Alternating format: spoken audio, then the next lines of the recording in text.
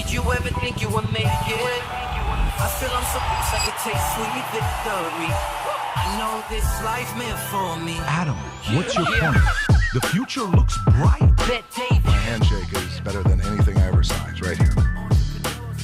You are a one-of-one? My son's right about I don't think I've ever said this before. All right, episode 627. First time we're going Monday, Wednesday, Friday. We're going to test this out. Folks, I think we're earlier than many of you today, which is great. Fathers, I'm going to read something to you today at the beginning of the podcast before we get into the stories that I think you need to hear, specifically to fathers. And mothers, you can listen up to, but specific to fathers. We'll get into that. Adam, Vinny, Tom, great to be with you guys. Hope you had a good weekend. Hello, hello. Let's get into some of the stories that we got. I think there's something going on in Alaska right now. And that is a meeting. Rob, when is that meeting supposed to be, by the way? Friday. Friday, that's going to be taking place with Putin, Trump, and possibly a guy that doesn't like suits. And we don't know whether that guy's going to show up or not. I think the meeting doesn't make sense without him, to negotiate without him. But if I'm Putin, I probably don't want him to be there because of the way he handled himself at the White House. And if he handles himself that way in the White House, what's he capable of doing in front of Putin? And Putin doesn't like things like that. So we'll see if that's going to happen or not. But major victory for Armenia and Azerbaijan. Trump embraces a role of peacemaker in Azerbaijan and Armenia deal. Andrew Cuomo calls on socialists. Zohran Mamdani, they got it. There's a correction here. It says calls on socialists. That's a communist. He wants to seize. Did you write that? Was it supposed to be? I just want to make sure we get it right. Didn't he say seize of... means of production, yeah, sir. The means of production. I would be offended if I'm him. Why would you ever call me a socialist if I'm a communist? He's probably upset that they titled it that way. Major respect. So let me read it again. Andrew Cuomo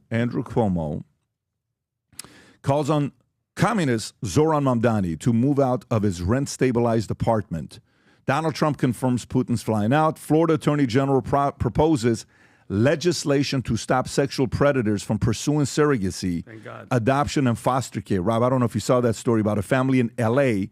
that had 21 kids in surrogacy, and they kept saying it's going to be going to a family, but they kept it, and they got caught. If you want to pull up that story, disturbing story. Trump puts $50 million bounty on Venezuelan president for helping terrorists bring deadly violence to U.S.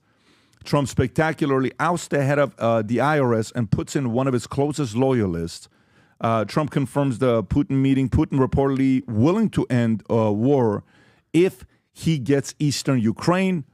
And then at the same time, Xi tells Putin he's kind of glad he's seen an attempt at improving ties with the U.S. Mexico rejects U.S. forces in the country. Trump approves military actions against cartel terrorist organizations. So Trump's trying to help clean up the streets of Mexico.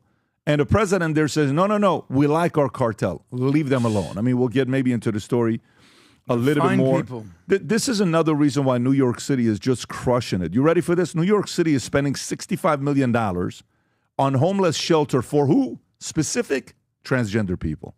Let me say it one more time. New York City is spending $65 million on homeless shelter, not for homeless people, just specifically for transgenders, okay? Transgender homeless people? Transgender homeless people. Princeton eliminates tuition for families making $250 a year. I think that's Princeton's way of saying, please don't fine us. Exactly. Socialist mayoral candidate Mamdani claims he will be Trump's worst nightmare and hires private security after calling to defend the police. This other story. Defund the police. Yeah, sir. what did I say? He's not defending the police. Defund the police. He's That's my English. That's It's defund the police. How scrubbing your social media could backfire and even hurt your job prospects. Besson says market expects Fed to cut rates this year, substantial probability. And a couple Epstein stories we may get into. J.D. Vance wants to get a little bit to the bottom of the Epstein story. I found another video of Michael Cohen talking about Epstein and Trump. Furious Rosie O'Donnell says ABC is preparing to cancel her old show, The View, and she's devastated by it. WNBA bets on sex toy stunts at the WNBA games, fuel polymarket critics. So people are now betting, saying if it's going to be thrown in or not. Yes. I mean, that's just some wild Now I want to stuff. watch. Yeah. I'm going to take the over on that one. I'm now. Are Yes. you willing to go to a game? Yes. You're And so I might funny. bring a backpack. Al Jazeera journalist Plus a dildo. Anas al-Sharif killed in Israel attack in Gaza City. White House is considering inviting Zelensky. Jennifer Welch has had it with Trump supporters who eat at Indian restaurants. Take your ass to Cracker Barrel. That's the Hindustan Times. Jimmy Kimmel admits repulsive liberal scolds are driving people away from the Democratic Party. Oh, wow. Jimmy, Not I think him. it's something else. I think it's something else, and I'll talk about it. And I'm sure you got a lot of stuff to say about it as a comedian. Whistleblower drops bombshell. Did Bill Barr and Fannie Willis team up to sabotage Trump's comeback?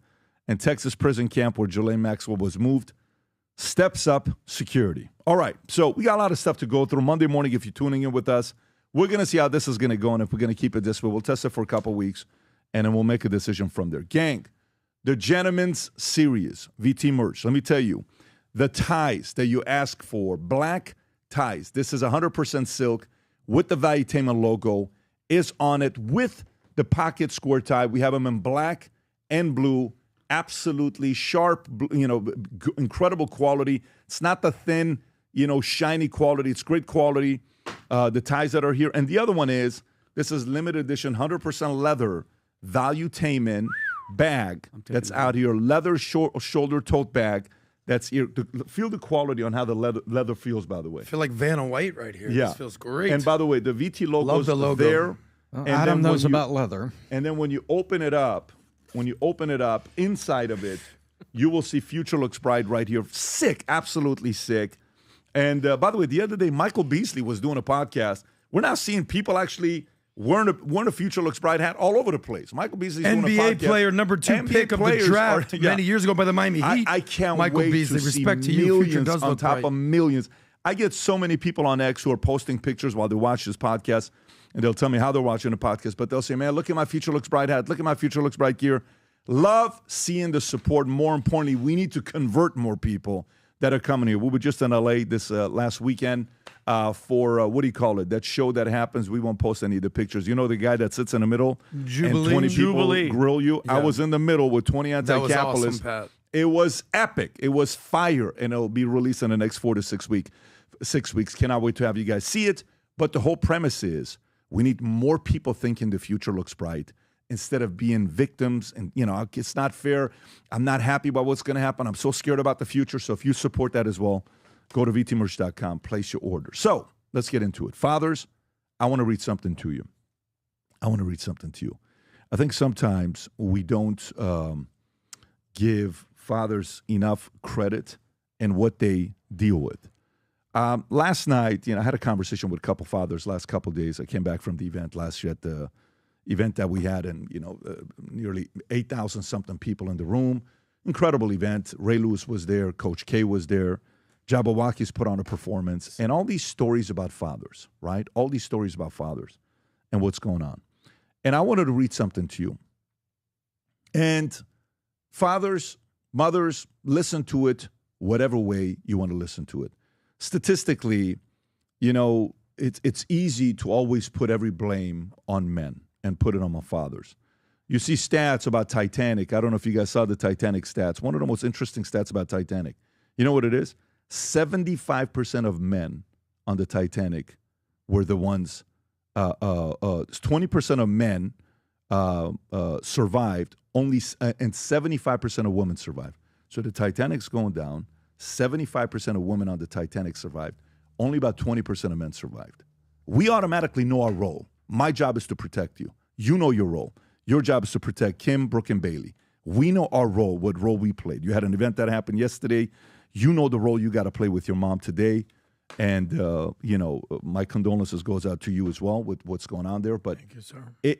As men, we have this burden, this responsibility. But fathers, I want to read this to you. Put a quote yesterday on Twitter, Rob, if you want to go to it, if you don't mind. I read this. I'm like, what a powerful statement. One of the toughest things about being a father is when you realize you're raising the ones you can't live without to live without you. Let me say that one more time, because sometimes you have to hear this twice. One of the toughest things about being a father is when you realize you're raising the ones you can't live without to live without you. Wow. You're teaching these guys to learn how to live without you, even though your favorite moment in life was when they're around you. There's nothing like it. It's magical for you to do that. So let me read this to you. A dad can lose friends. He can be misunderstood by his own family. He can carry the weight of criticism and still sleep just fine at night. You know why? Because his mission isn't to be liked by the crowd. His mission is to be respected, trusted, and loved by the only audience that matters, his children. One day, those kids will look back and realize why dad said no when everyone else said yes. Why he stood his ground when it would have been easier to bend. Why he took the long road even when the short one looked tempting. A father doesn't measure success by applause. He measures it by the way his children see him when the world is quiet and by whether they know without a shadow of doubt, that's my dad and I'm proud he's mine. There's nothing like that, folks. If you're a father listening to this and you're doing everything in your power to raise great kids in the future, those of you guys that go above and beyond, you know who you are. And a lot of our listeners, this is something you take very seriously or else you wouldn't watch this podcast. Because if you're somebody that's not important to you, you'd be very annoyed listening to us. We would actually be very annoying to people that are not trying to be the best fathers to their kids. But for those of you guys that are doing your best, I want to start off the week by telling you, you matter, you're important, keep doing what you're doing.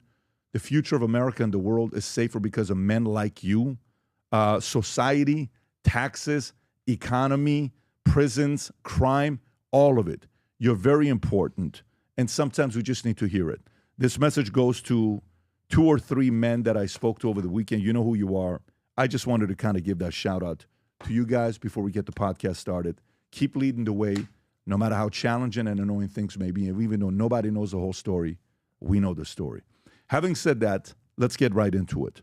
First story I want to get into, Rob, I think it's the Russia story, right, with Alaska, which is where, you know, Trump and Putin have a meeting this Friday that's coming up. So Donald Trump confirms Putin is flying into U.S. soil for showdown meeting.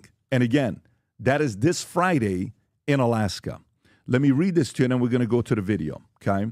So this says page 9, but I don't see it on page 9. Let me see this here. Boom, boom, boom, boom, boom. Donald Trump confirms.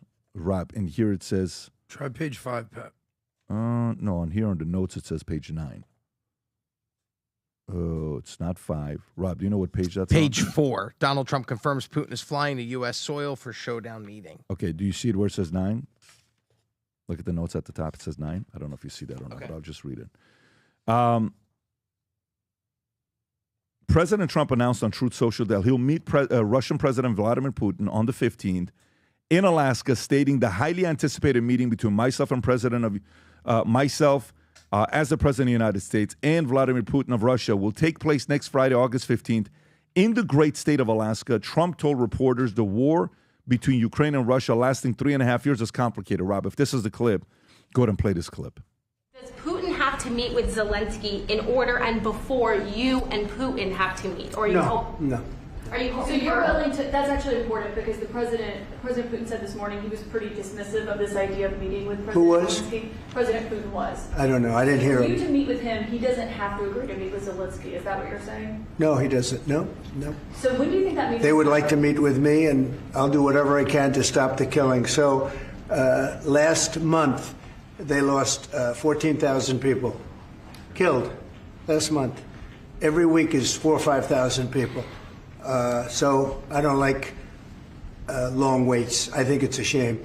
And they're mostly soldiers. They're Ukrainian and Russian soldiers, and some people from the cities where, you know, missiles are lobbed in and you'll lose 35, 40 people a night, which is terrible. But no, mostly it's soldiers, and you're talking about, on average, 20,000 a month. 20,000 people are dying a month. Young, generally young people, soldiers. Okay, so this was supposed to be the president of war. So this sounds like the president of peace, but they invited Zelensky, okay, just to kind of give you a little bit more context.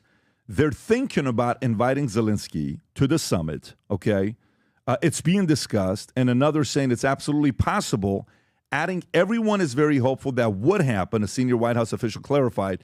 The president remains open to a trilateral summit with both leaders. Right now, the White House is focusing on planning the bilateral meeting requested by Putin without Zelensky being there. And at the same time, Xi says to, is this the clip of him, by the way? Yes. The translation's just a little off. We used AI to translate it, but this is Zelensky saying that Ukraine would not surrender territory. That's what's Russia. important. So if you want to play this clip, Rob, because this is the part that matters. Go ahead. The Ukrainian territorial issue is already in the constitution of Ukraine. Nobody will be able to deviate from this. Ukrainians will not give their land to the occupant. Ukraine is ready for real decisions that can give peace. Budi Karishny, who are against us. Buda Karishny, who without Ukraine, they are once against us. Oh, one give nothing, it's dead Rishnin. They will never work, and we all need a real living peace here, which people will respect.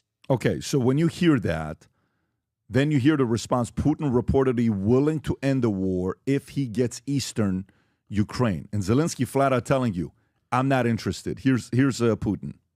In our conditions, to start such a conversation simple and come down to the following. Ukrainian troops must be completely withdrawn from Donetsk, Lugansk People's Republics, Kherson and Zaporizhzhia regions. And I draw attention precisely from the entire territory of these regions, the limits of their administrative borders, which existed at the time of their driving in Ukraine. As soon as in Kyiv they declare that she is ready for such, the resolution will begin the real conclusions of the troops from these regions, as well as officially notified of the rejection of plans to enter in NATO on our part immediately, literally in the same a minute will follow the order to cease the fire and begin the negotiation. I repeat, we will do it immediately. Naturally, at the same time, we guarantee an irresistible and safe discharge of Ukrainian units and formations. Of course, we would like to count on what a decision is, and about the withdrawal of troops and about outside the bloc status. And he began dialogue with Russia from which to declare, from the future existence of Ukraine and Kyiv will be accepted. You can pause it right there. Okay, so Tom, what do you think is going to happen here on Friday? You think Zelensky's going to show up? You think he's not going to show up? You think Zelensky's going to eventually give Eastern Ukraine? What do you think is going to end up happening? I think Zelensky has to show up, and he's playing a little bit of a game now. But the advisors and people that are around Zelensky are like, "Hey, this is serious. You need to go to this, and you need to go to the table." And what Russia is asking for is, is basically the Russian-speaking region of Ukraine that long ago was part of Russia. Now you can make your own conclusion about where you say, well, you don't bully yourself back into it, but also there was, it was triggered because of the threat to enter, NATO after being told they weren't. So I think Zelensky, for all the reasons, for the NATO reason, for the territory reason, and for the war reason, he can't not show up. I think if he doesn't show up, it's just like a really bad look. So you want to continue this war?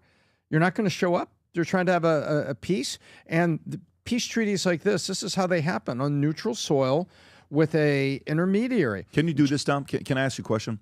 So argue it. Let's play a game, okay? Argue it from Zelensky's standpoint. This goes to everybody. Argue it from Zelensky's standpoint of, what do you mean give up Eastern Ukraine? I don't have to show up. If you guys want to do this without me, you can't negotiate. Argue it from his standpoint. If I'm going to show up and all you're going to tell me is I got to get back Donbass and all that historical part of Ukraine that speaks Russian, I didn't draw the line. The line was drawn by the international community decades ago, and then you bullied your way across the line. You can tell me that you thought we were going to join NATO and it pissed you off, but you bullied yourself across the line. And, the U.S., Biden basically winked at you and said if it was a small incursion, I was just going to say he wouldn't go after you. So the U.S. kind of winked. President Biden kind of winked and got this thing started. And now you want me to come sit in front of a U.S. president with Putin and Putin saying he wants land given back? You want me to go sit for that? And that was great. Would you add anything to the Ukraine-Zelensky argument? No, because he made a great point. That's one of the main ones. I would have said, listen, the previous president said, it's okay if Russia comes in and does a small attack, a small incursion. So now flip it. So you guys asked it. So now flip it, Vinny, to you. Be Putin. Give Putin's argument, Ted. Listen, I'm willing to come and, do you want him there? Do you not want him there? Play Putin. I want him there because at the end of the day, I told all of you, what was it, 1 inch of NATO? I don't want any expansion. Biden, the previous president, told us that we could come in and told us that we could attack. You guys gave us the green light, so we're doing it. Time and time again, this guy is showing that he has zero respect Okay, he comes into the White House. He disrespects all of you. I want peace. I was told you guys not to push. You guys push. I'm just sticking up for my people. That's it. Adam, where are you at? So playing Putin and playing Zelensky, every war in the world comes down to two things. Whose land is it? And what is the identity of the people that want the land? So if you're Russia, the land that you're fighting for, you believe is Russian land and Russian identity. What if I'm Putin? There's a couple of things that I'm majorly concerned about. Number one, and first and foremost, is NATO encroaching east and east and east and east. He want niet of this. Niet means they yeah. also want sanctions removed. Don't forget about it. Economic sanctions are a major part of this. Selling their Russian oil, everything that's going on around the world, After oligarchs. they fix the pipelines. That's true. The Nord Stream 2. And then obviously territory. As far as Zelensky goes, he wants first and foremost a cessation of aggression. Stop bombing our land. Stop trying to take our land. We'll debate whose land that is. He also wants security guarantees. So when this war eventually does stop, Putin stops attacking. You know, you talked about NATO and GDP.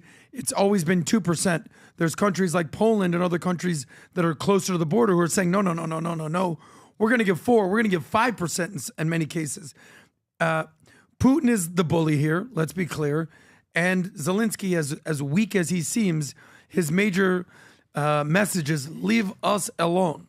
We'll see what happens. Yeah, so essentially, if I'm Putin, they're talking about, do you think Trump would want Putin and Zelensky in the same room? Or do you think Trump would want just an isolated bilateral meeting with Putin and then an isolated bilateral meeting with Zelensky? I think at this point, let's take what we can get.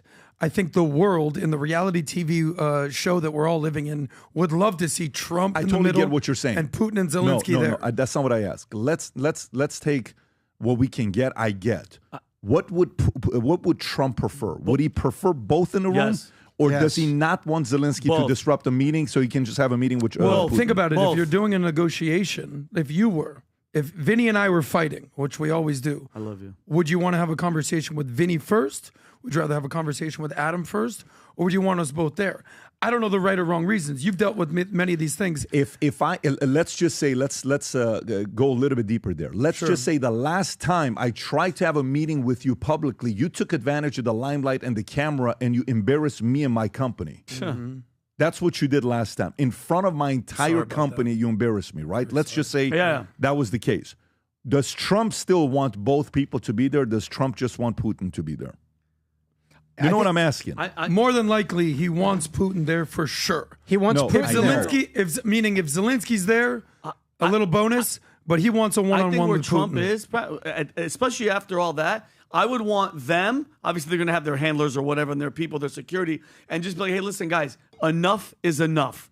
You're doing what you're doing. We know with his attitude, especially, and we know where you're at. Well, let's just end it." Just stop it. And then the negotiation, he has to have him in there. But seeing his attitude, going back to your initial question, Pat, I don't think he's going to show up. I don't think. Did you see Zelensky's interview there? I don't think Putin's going to show up? Zelensky. I have a feeling Zelensky's not going to show up. If I'm Trump, I want them both in the room. But there's back channeling going on. Look at Witkoff. The White House Steve announced. Witkoff, yeah. The White House announced that last Thursday, Friday, I believe, Witkoff had highly productive meetings with Putin that they said sealed the deal for him to come over here and to be part of a summit. And so the back channel is working. And if we don't think that there's also a back channel to Zelensky right now, it's got to be. It's like, hey, man, you're going to look terrible, and this is going to be a charade. But if I'm Trump, I want them both in the room, but I want to make sure I'm back channeling some rules of engagement. What do you think, Pat? Okay. If they were negotiating this deal, how would you want to see this play so out? let's go through one by one. If I'm Trump, I want everybody in the room. If I'm Zelensky, I want to be in the room. Because I know I can get under the skin of both of them if I'm Zelensky. Zelensky, that is that guy that is going to take advantage of this opportunity to make himself look good and try to embarrass both of them. And he knows how to get under Putin's skin. And by getting under Putin's skin and disrupting the meeting, he's indirectly going under Trump's skin, okay? And then Trump, behind closed doors, just did a minerals deal with Zelensky, which means if that got done, he almost has to, in that minerals deal, I'm assuming there was some kind of an exchange that you can't increase tariffs on us for the next 5 years or 3 years. And I don't know the details of it, but whatever the minerals deal was, Ukraine would be dummies to negotiate a what do you call it, a minerals deal without a guaranteed you not increasing tariffs on me for at least 5 years. And the reason why I would negotiate 5 years is because I would want the tariffs deal to be after Trump is out, because I don't want somebody like Trump to be in president so he can increase it. So in this place, believe it or not, Zelensky has a little bit of control, because if he got that insurance, if he didn't, he's an idiot if they didn't. Sure. But so then you go to Russia, to Putin. He's the only one that I think just wants it to be him and Trump. I think Putin's the only one that doesn't want Zelensky to be there at all whatsoever, because he doesn't trust him. He doesn't trust him at all. He doesn't trust the fact that he's going to be behaving. And in a strange, unique way, Zelensky here is the linchpin, because he's the most unpredictable. You know what Trump's going to do. You know what Putin's going to do. You don't know what Zelensky's going to do. So he's the disruptor in this instance, in my opinion. In my opinion. And who's asking? Who has to give? Putin's asking. Zelensky has to give. He doesn't have to give. But in this case, you know, I don't know. Those are the dynamics where I see. Now, if there's anybody that can broker a deal, Trump has to have some kind of a leverage behind closed doors, that it could be as simple as allowing Putin to join NATO. If he allows Putin to join NATO, guess who doesn't want that? Ukraine doesn't want that. Zelensky doesn't want that. NATO doesn't want that. So imagine if he's coming out there playing aggressive, saying, no, I know Bill Clinton or Bush, those guys said no to Putin about joining NATO.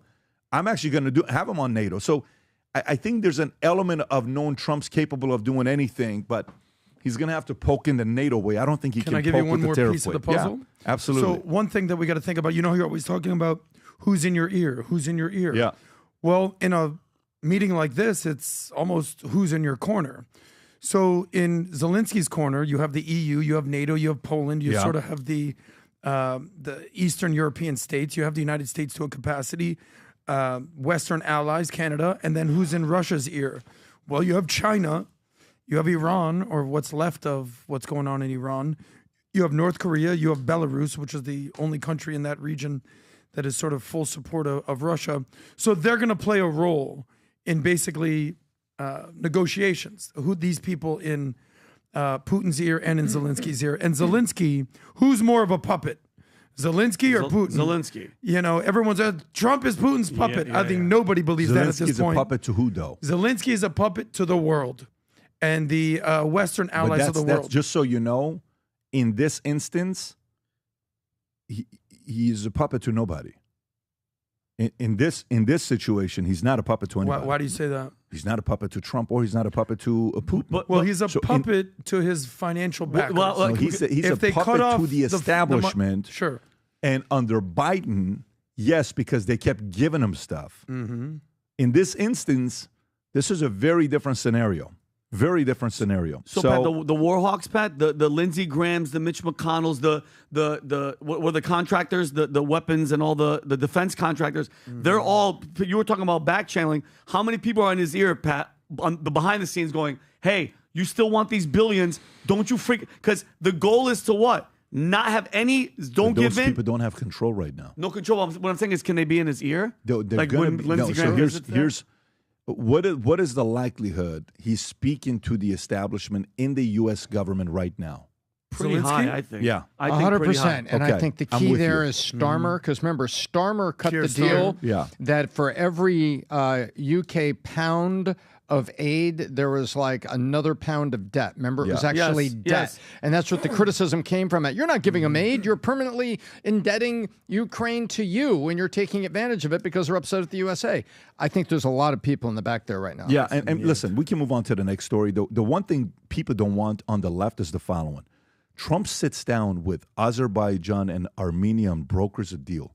Do you realize nobody thought this was possible? Just a couple years ago on this podcast, we're talking about what's going on between Nagorno-Karabakh and Artsakh and Armenia and Azerbaijan and Aliyev, and it's not pretty. And then this is what takes place. Rob, go ahead and play this clip. Can you put some audio? Yep. President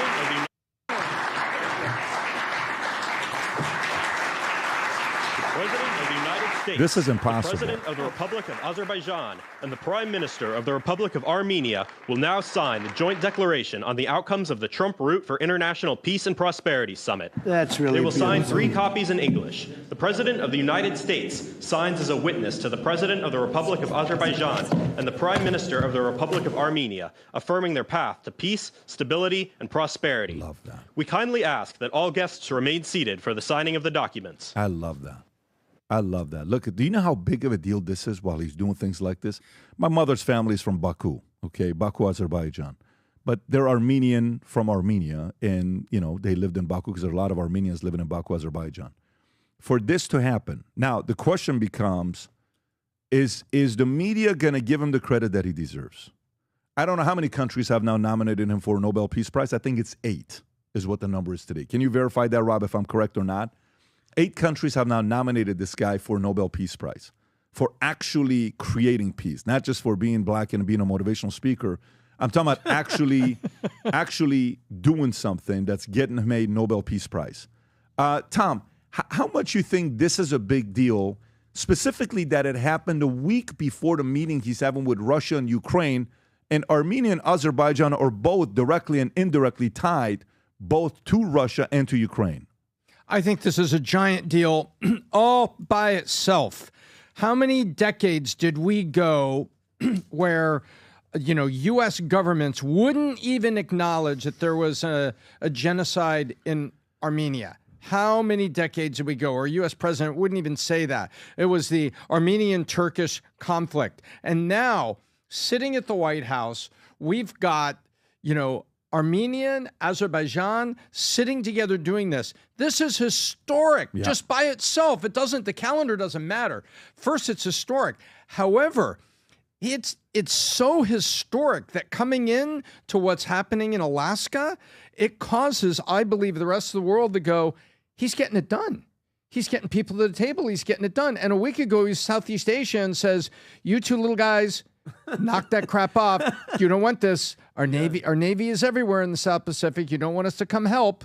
Yep. So you guys knock it off. Don't get into this. Just a week ago, he did that. And just to piggyback on what you said, Pat, kind of like under the radar, Barack Obama, do you guys know what he got a Nobel Peace Prize for?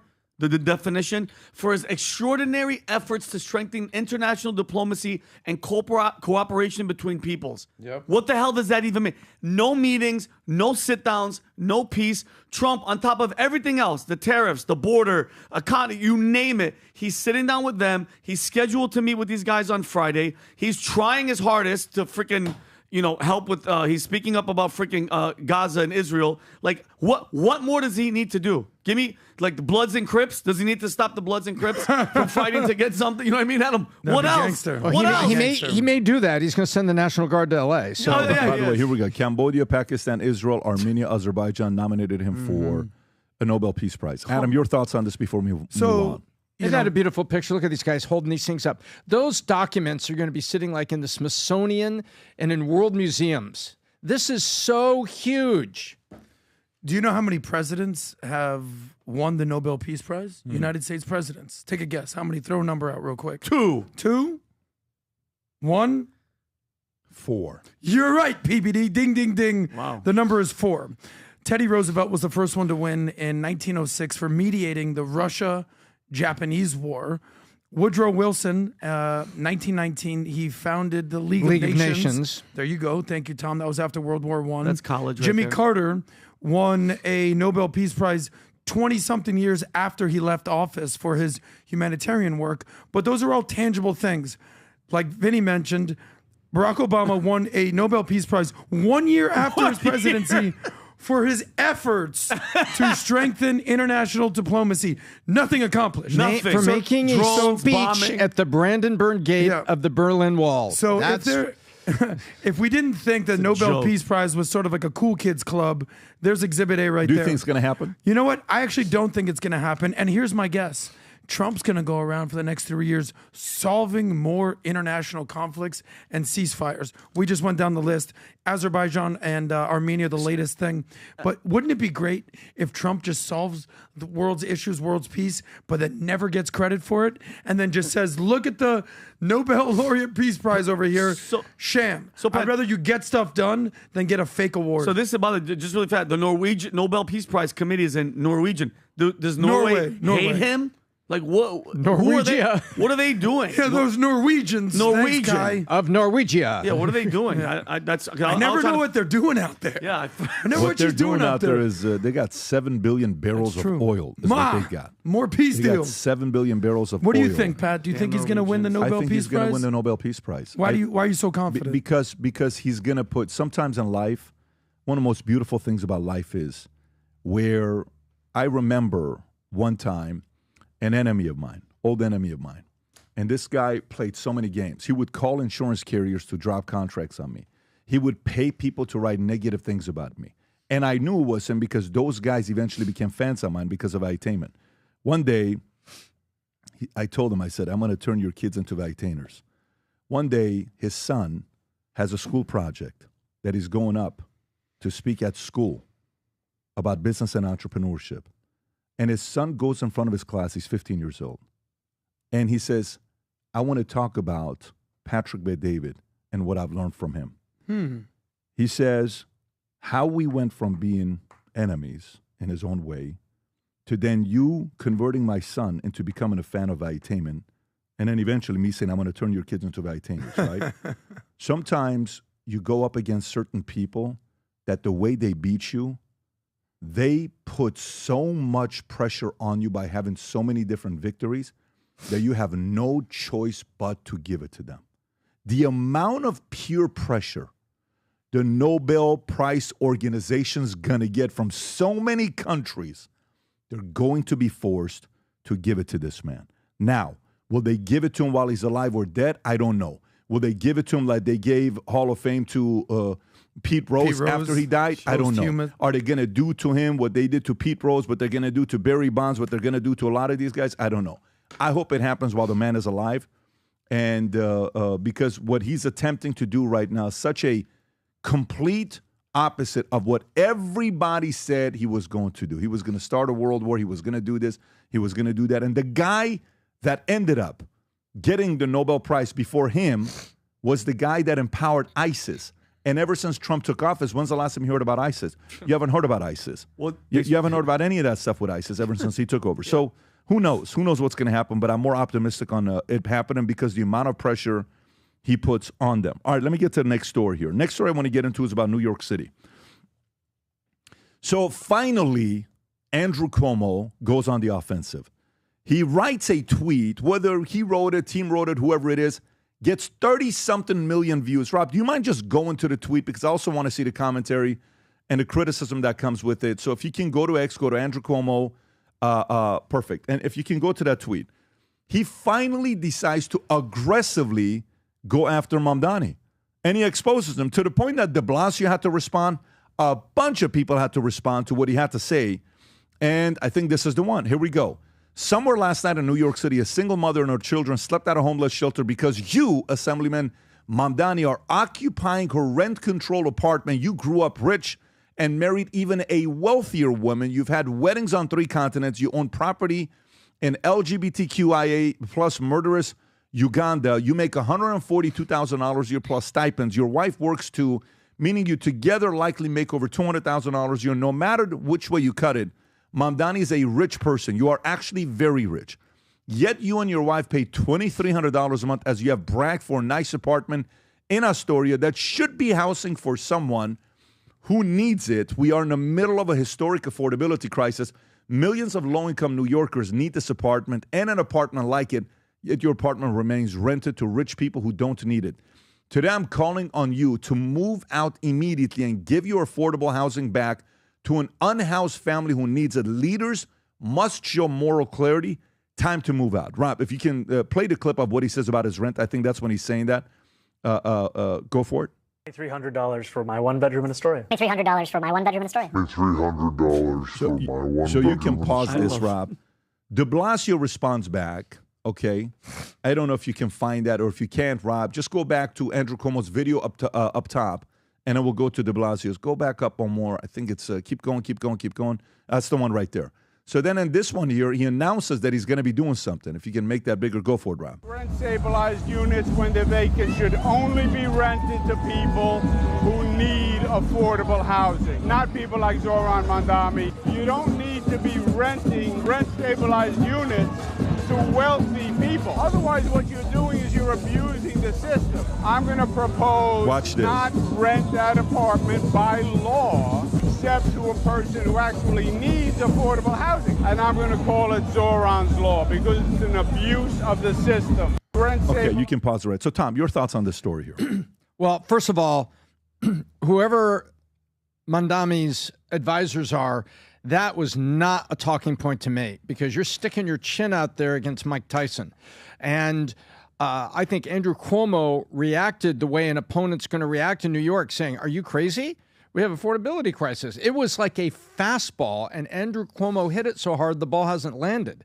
And he's also coming back and saying, and by the way, we need to make a law because New York is famous for the rent control laws. And much as I don't like the rent control laws, he's making a point here. If we have rent controlled housing and it's supposed to be for people like this, then let's make a threshold so that the people that it's intended for can get it. It doesn't become a cost benefit to other people that may get into it. And I think he's putting out a proposal for Zohran's Law that suddenly gives him something really to run against this guy. What Andrew Cuomo was missing, I think, for the last week was he was kind of out there, you know, what do you go with, Pat? I'm the old guy. Hey, I'm the guy you remember. You remember me? I was your governor. Remember me? So he's kind of running on remember me. And then everybody were going, yeah, I remember a little bit about COVID too, dude. And now I think he actually has a plank to run on. To be fair, Tom, Rob, if you can go to that tweet of Cuomo, the first one, we'll come back to the de Blasio one. If you can go to the first one that he put up and go down a little bit and let's just read the comments because the comments is what matters the most. Go to this and read the comments, zoom in a little bit. Okay, so that's obviously the campaign. Go a little bit lower. I want to read the criticism. Mamdani is more corrupt than I realized. He's an expert socialist fraud, rich and title hoarding, housing to take. Okay, good. Disgusting is right. I came to the comments expecting you to be getting cooked in some version of the story. Sounds like you may have actually uncovered something here. Congratulations. Okay, cool. Keep going, little. Run on a platform means test renting. Civilians are throughout. Okay, interesting idea. It's good to see you fighting. Good. Fly. Okay, preach. Yes, 100%. Amen.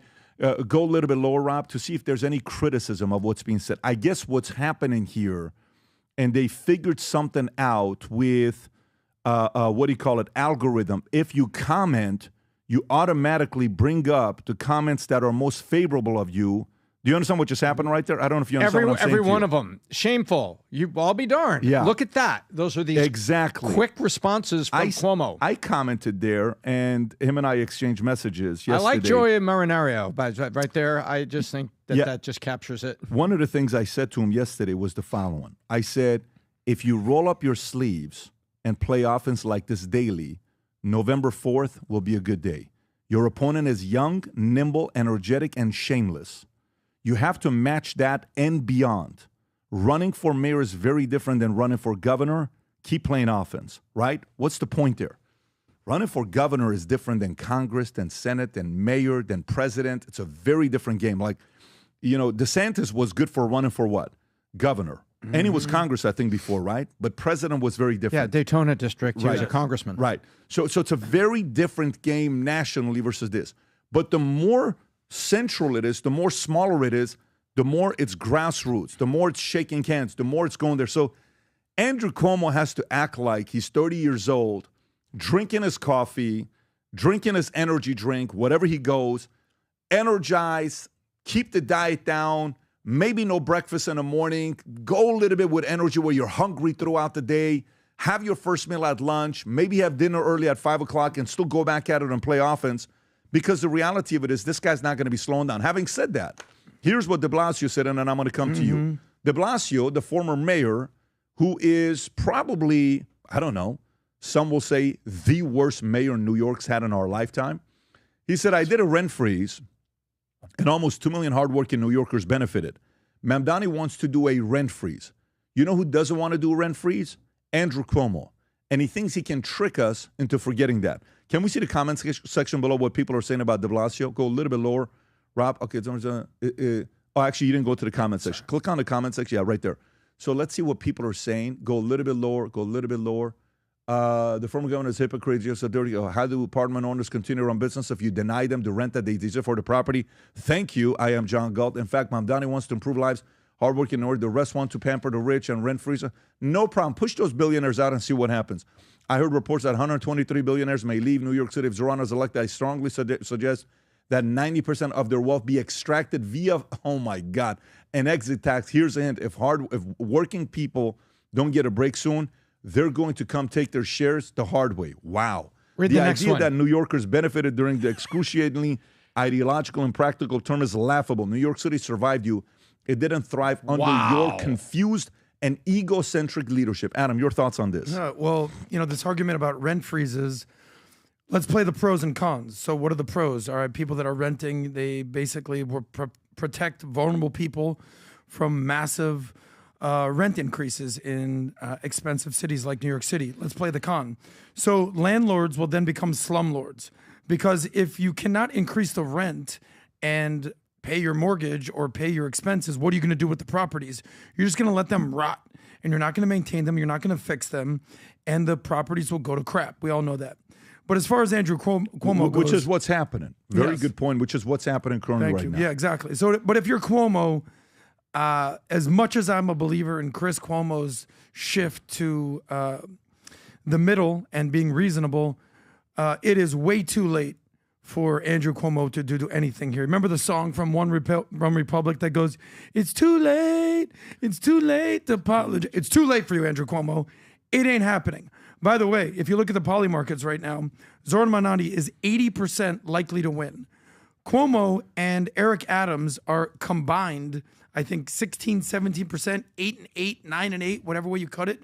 There it is right there. 80, 90 and 8, and then Curtis Sliwa 1%.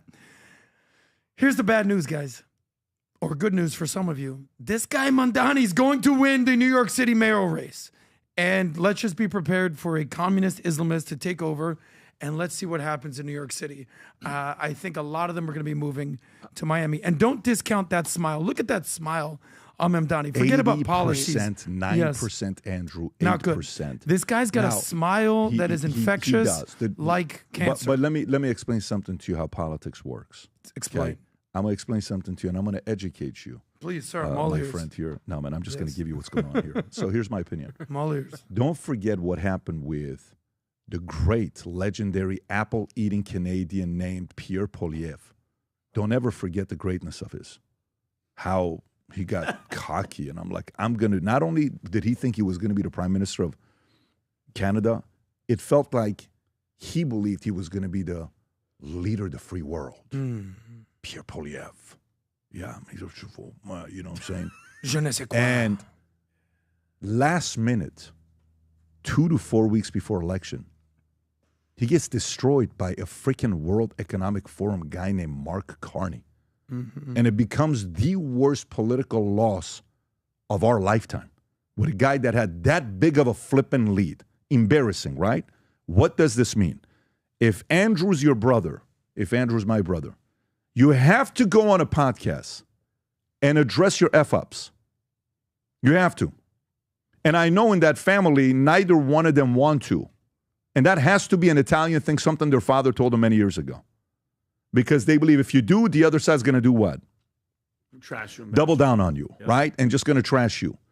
But if he wants to go and address that and clear it up and go past it, you have to be straight up. But in the last 4 weeks of New York City, you don't know who's going to come out and support. You still don't know. Apparently, Trump and Andrew Cuomo had a conversation together where Trump is wanting to help Andrew Cuomo win. If you put up a story, Andrew Cuomo, type in Andrew, Trump, Andrew, and Trump, If you put, and then go to news, there's a story of Trump called them or something happened. Did Trump and Cuomo actually talk on the phone 3 days ago? Yeah, can you click on that? So zoom in a little, there's no story, it's just a video. Let's see what the video says, Rob. Sure. Go on that and click on the video if you could. Go ahead. Okay, we got a commercial. So apparently these guys spoke, and you think Trump's going to want Mamdani to win over Andrew Cuomo? Don't forget, the moment Trump saw that Pierre Poilievre was being cocky and arrogant, what did Trump do? I kind of like the Carney guy. Who ended up winning? Carney won. Yeah. Carney won. Is this it, Rob? Can you play this clip? Is doubling down on his denials of reports that he spoke with President Trump regarding the election. But the Democratic nominee, Zohran Mamdani, does not believe him and is lashing out at the former governor. Robert Moses joins us now with the very latest on this. Robert. Kurt and Rosanna, who says the summer is the quiet time leading up to the election? Far from it. With 88 days to go until the election, the candidates are still sparring over that New York Times report claiming that President Donald Trump and former Governor Andrew Cuomo spoke by phone in recent weeks. Cuomo says the president actually prefers State Assemblyman Zohran Mamdani and Mayor Eric Adams over him for different reasons, and denies the New York Times reporting. I can't remember the last time I spoke to President Trump. I've never spoken to him about the mayor's race. Mamdani doesn't believe that. He accuses Cuomo of, quote, conspiring with President Trump to the detriment. Pause it. Okay. I don't understand the strategy behind it. I don't understand the strategy behind it. So you think it's a good idea for you to rally the troops to get behind you to claim that you're not a Trump guy? You think that's the better strategy? You don't think New Yorkers who, the Israel community of New York, the logical community of New York, the billionaires of New York, the Christians of New York, the Republicans of New York, the libertarians of New York, the independents of New York, you don't think Trump can help you get that vote and beat Mamdani? I don't know. I don't know. I don't understand that strategy. Do you understand what I'm saying? I understand exactly what you're saying. There is a certain arrogance that went with Pierre Poilievre and that goes with Mamdani. Forget their positions, but there is a certain arrogance that goes with people that are up in the polls. And sometimes it doesn't make you much of a fighter. And then to sit there and say you've conspired with Trump. Conspired with Trump? Why don't you just come out and say you're anti everything that the United States stands for? Why don't you just come out and say that? I don't know. That's just not the play. I don't know if that's the right play, especially after, like, you got so many easy things to go after. That was great, by the way. And that got tens of millions of views just on X, let alone how many views it got of people talking about it on podcasts. Here's another story that came up with Mamdani, is the fact that he hired private security after calling to defund the police. Adam, not defend the police. After he called to defund the police. Totally different opposites. Totally different opposites. Rob, I don't know if you got a clip on that, Rob, or not. I do. This is the actual clip from 2020 where he made the claim to defund the police. That's the security he hired? No. Yes, that's who it is. Seriously, Rob? That's a look security? Look at that guy right there. No, play the clip. There's no way that's a security. Are you for defunding the police? Are you for serious reform that people can see on the ground? I am in favor of defunding the police. Yes. Can you elaborate? Yes. What that means is that right now in New York City, we have a budget of close to $6 billion for the New York City Police Department. Mm-hmm. And that is an astronomical figure. Wow. And I think that what we need to do is not chip away $1 million or $5 million. I think in this first year, we need to take $1 billion out of that budget.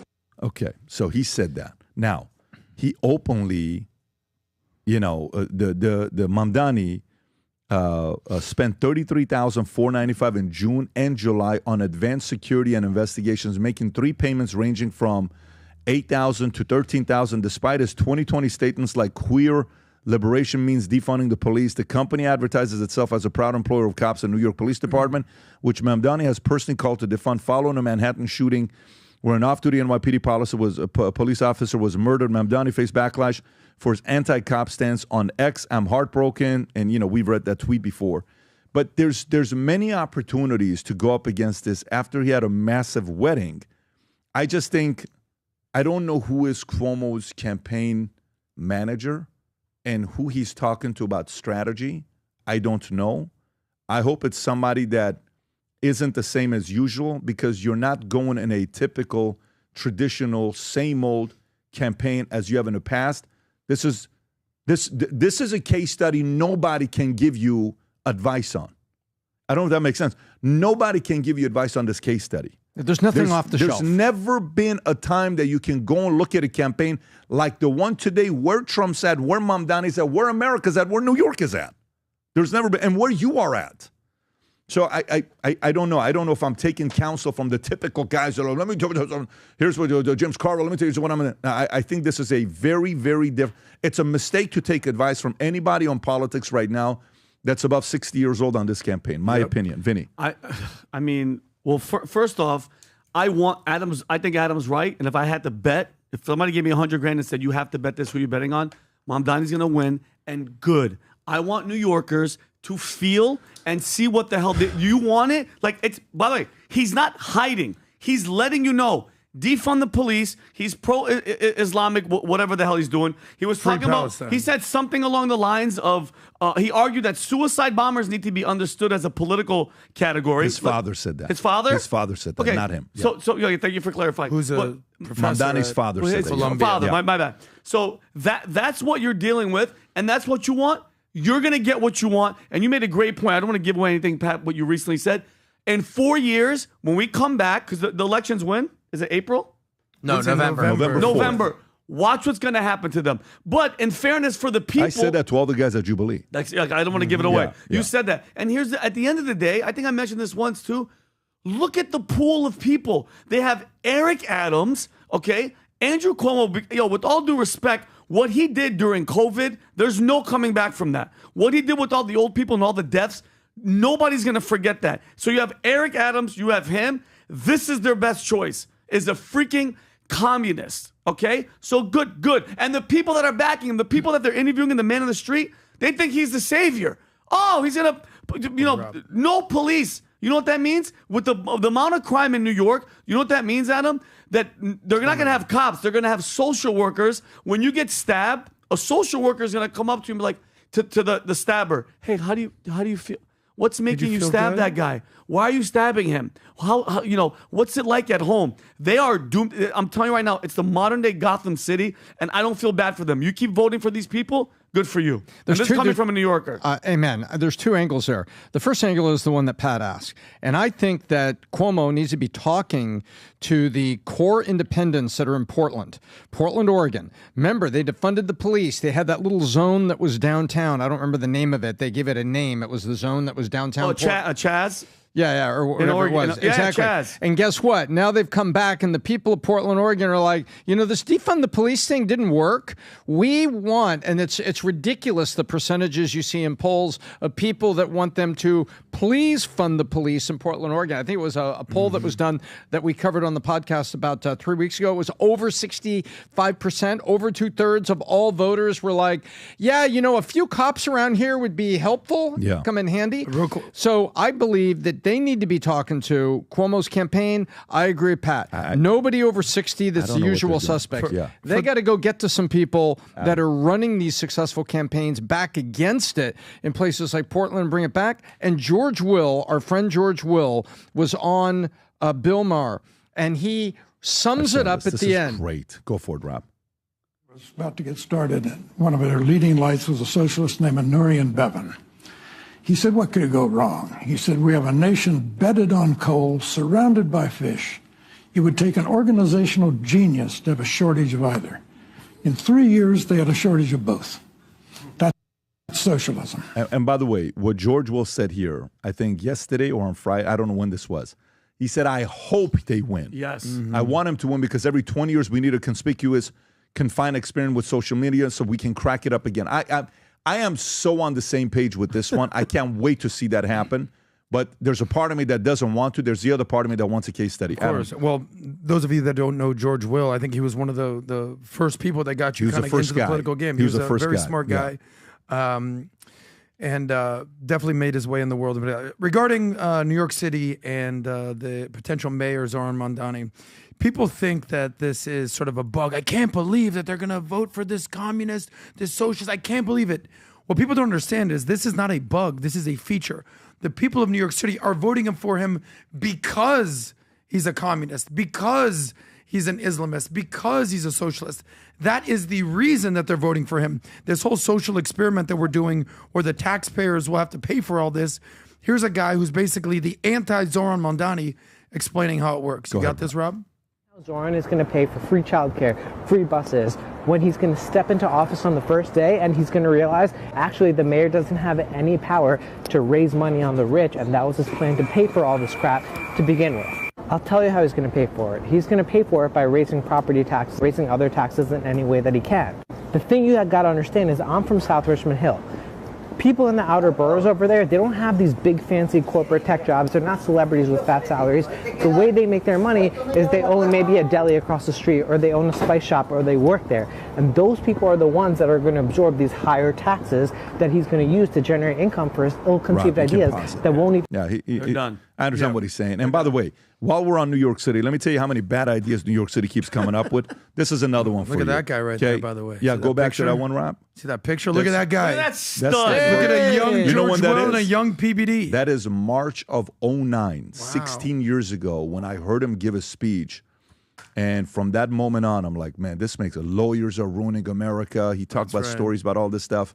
And I came back, I gave a 90-minute talk the following day, Saturday morning, and it was, this was Claremont Institute event with Larry Arnn. I think Pat Boone was Larry at my Arnn. table. I met John Voight. I met a bunch of guys. This is Fred right Reba, around- all these guys. This is right around the time you started PHP, no? This is right before I started PHP. Correct. Wow. A part of this meeting was why I started PHP, believe it or not. Thank you, George Will. Yeah, this is the day it Bow happened. tie. But let me tell you this, folks, pay attention to this. Only in New York City and California to come up with ideas like this. New York City wants to spend $65 million on homeless shelter for transgender people. Do you hear what I just said? $65 million just for transgender people, as if there's like so many of them. Overnight, apparently there's like a massive increase of people that are transgender. So New York City opens Aces Place Homeless Shelter in Long Island City, the nation's first city-funded shelter exclusively for transgender identifying individuals, costing taxpayers $65 million over 5 years to provide 150 beds. That's it. You ready for this? Equating to $87,000 per bed annually through 2030. Sean Ebony Coleman, CEO of Destination Tomorrow, Bronx-based LGBTQ center running the facility, said the shelter is named after his mother, whose nickname was Ace. Department of Social Services Commissioner Molly Wassow said Ace's Place will offer transgender New Yorkers a safe place to heal and stabilize in trauma-informed settings with the support of staff who are deeply invested in their growth and well-being, Park told everybody else. And then the shelter operation Destination Tomorrow includes a full-time psychiatric nurse, social workers, and holistic mental wellness programs like yoga, meditation, but plans for culinary programs offering hands-on kitchen experiences. I would not be eating that food. But when you read a story like this, okay, with what's going on in New York City, and you wonder why people are leaving New York City, because they're sitting there saying, my taxpayer money is going to this? Yes. So all this tax I pay in New York, you're spending it for this? Yes. Now imagine if Mamdani wins, New York. If Mamdani wins, and the 123 billionaires, say half of them leave. Say 60 of the 123 billionaires leave, and they go to where? Palm Beach, Miami, Manalapan, Lantana, someplace, Brentwood, Tennessee. They pick a place to go anywhere but New York. They go. This is the most important question you got to ask yourself. You ready? This is by far the most important question you got to ask yourself. Rob, can you play the clip of Elizabeth Warren? This is by far the most important question New Yorkers got to ask themselves. Just go to my X account, and you'll see it, Rob, all the way. It's like 5 clips down. There's a clip of Elizabeth Warren with CNBC. They're having a conversation, and she gets challenged on the billionaire stuff. And watch what she says about billionaires. And, Rob, you can probably fast forward the stuff that he's saying at the beginning. Go until she comes up. Okay, right there. Start it from the moment she starts talking. Go back a little bit and start it from right there. Go ahead. And doing that by raising the most revenue as possible without chasing businesses and the high-income taxpayers out of the city because they can go to Austin, they can go to Dallas, they can go to Atlanta, they can go to Nashville. This is your issue. It's a national issue, not a local issue. The issue is affordability. Do you know how many working families are chased out of New York City every day? This is the most important thing. Because Listen. they can't afford housing, they can't afford groceries, they can't afford child And it's the care. billionaires' fault. What Zohran is saying is, I want people to be able to afford to live in New York City. That's what keeps it a vibrant city. That's what makes people want to live Nobody here. disagrees with that, Senator, but raising taxes in order to do it? Why is that the answer? Oh, dear. Are you worried that billionaires are going to go hungry? No, I'm worried that they're going to leave and spend their money elsewhere. You know, they've threatened to do that over and over And and they over. have done that. They've left. But here's the thing. And Goldman Sachs, when they create new jobs, they do it in Dallas. And Blackstone won't build a new headquarters. And go on and on. You want to have a workable city? You want to have a city that's vibrant? You want to have a city where the streets are full, where there are things for sale 24 hours a day? Then you need people who can live here and work Well, we here. got that right now, Not by the people way. who I have would to point take out an New hour York and a is half New York in. is thriving. So right Well, now it's doing pretty well, actually. I'm glad you think they're doing well because a lot of people are struggling to pay for housing. You can A lot pause that of right people are there, struggling Rob. to pay So for check this out, groceries. folks. Here's the question you got to ask yourself. Vinny, I'm going to ask you this as well. I know you're a math guy, so I'm going to come to you probably for Let this. me get my pen ready. So check this out. Check this out. Do you think if these 60 billionaires leave, Rob, can you put a number and ask Grok or ChatGPT if half of the 123 billionaires of New York City leave and move to Florida, how much tax revenue will New York City lose? Good question. Okay? How much tax revenue will New York City lose? And I don't even know if that's the number because if the 123 billionaires leave, imagine how many people worth 100 million will leave, and imagine how many decamillionaires will leave. Look at that. The 123 billionaires in New York are estimated net worth $759 billion. The top 1% of New York City pays 48% of city's taxes. Up from 40%. Used to be 40 in 2019, is now 48%. That's a 20% increase in 2 years. Okay? If they leave, from 2017 to 2022, they lost $13.8 billion in adjusted gross income due to residents moving to Florida. From 2021, state lost $6 billion in AGI, over 60,000 residents moving. Goldman Sachs estimated that similar out-immigration has led to a 3% drop in tax revenue in the city. But we're not even talking about that time. We're talking about now.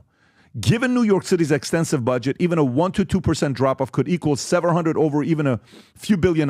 Here's a question I got to everybody in New York City that's excited about Mamdani. All the socialists, all the Democrats, all the liberals. You ready? Say the billionaires leave. Say they leave. Say you lose billions of dollars of tax revenue. Do you think the government's going to adjust the expenditure they have in the city because they lost all that tax revenue? Hell no. No. They're not lowering any of the expenditure. Guess what they're doing with all that spending? They're still spending. But guess who's paying for it? You.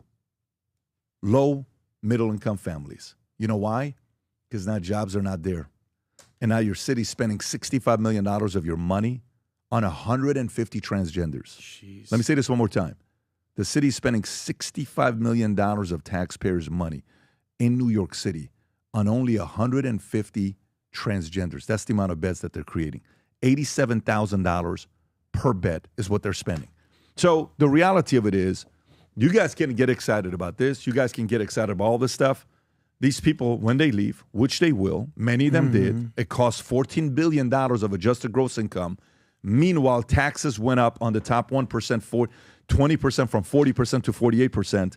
You don't think there's other places that are, you don't think Florida's going to be knocking on the door saying, hey guys, we'd be more than happy to have you in Palm Beach. Come, you don't think they're talking to Ken Griffin? You don't think they're talking to all the other people? How do you like Florida? How do you like Florida? How do you like Florida? How do you like Florida? They're saying, I freaking love Florida. Really? Yeah, what do you love about it? I love Florida. I love Florida. I love Florida.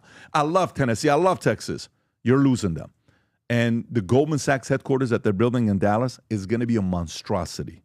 And they're slowly moving everybody out of New York. Huge. Slowly. Adam, thoughts? Well, people think that whatever has worked in the past, as far as what has made America great, New York City, LA, as examples, are always going to be the greatest cities in America.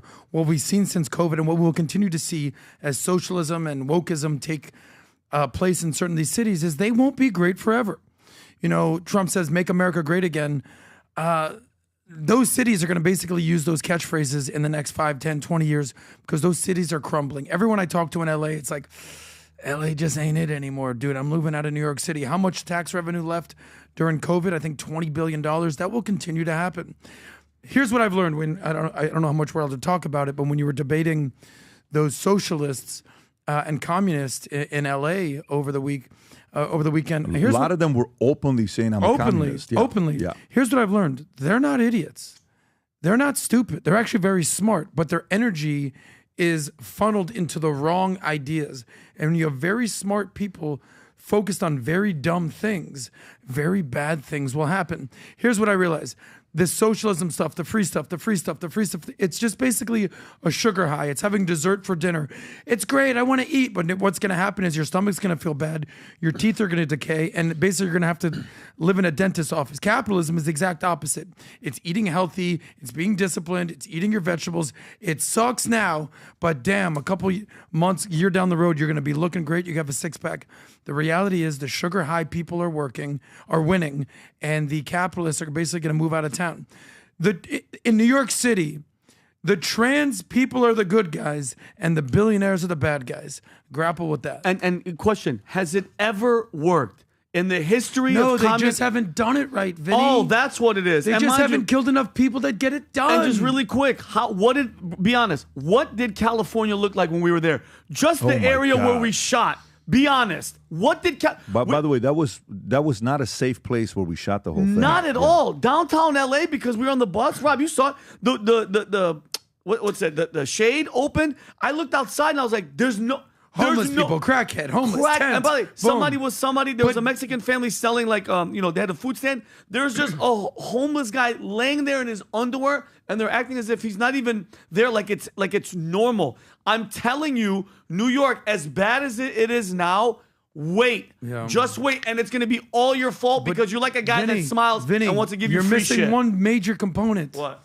The weather, bro. Oh, yeah, you're right. I'm sorry. Let me get to this next story. Next story I want to get to is the following. And while we're talking about California and New York, Florida Attorney General proposes legislation to stop sexual predators and pursuing surrogacy, adoption, and foster care. Okay?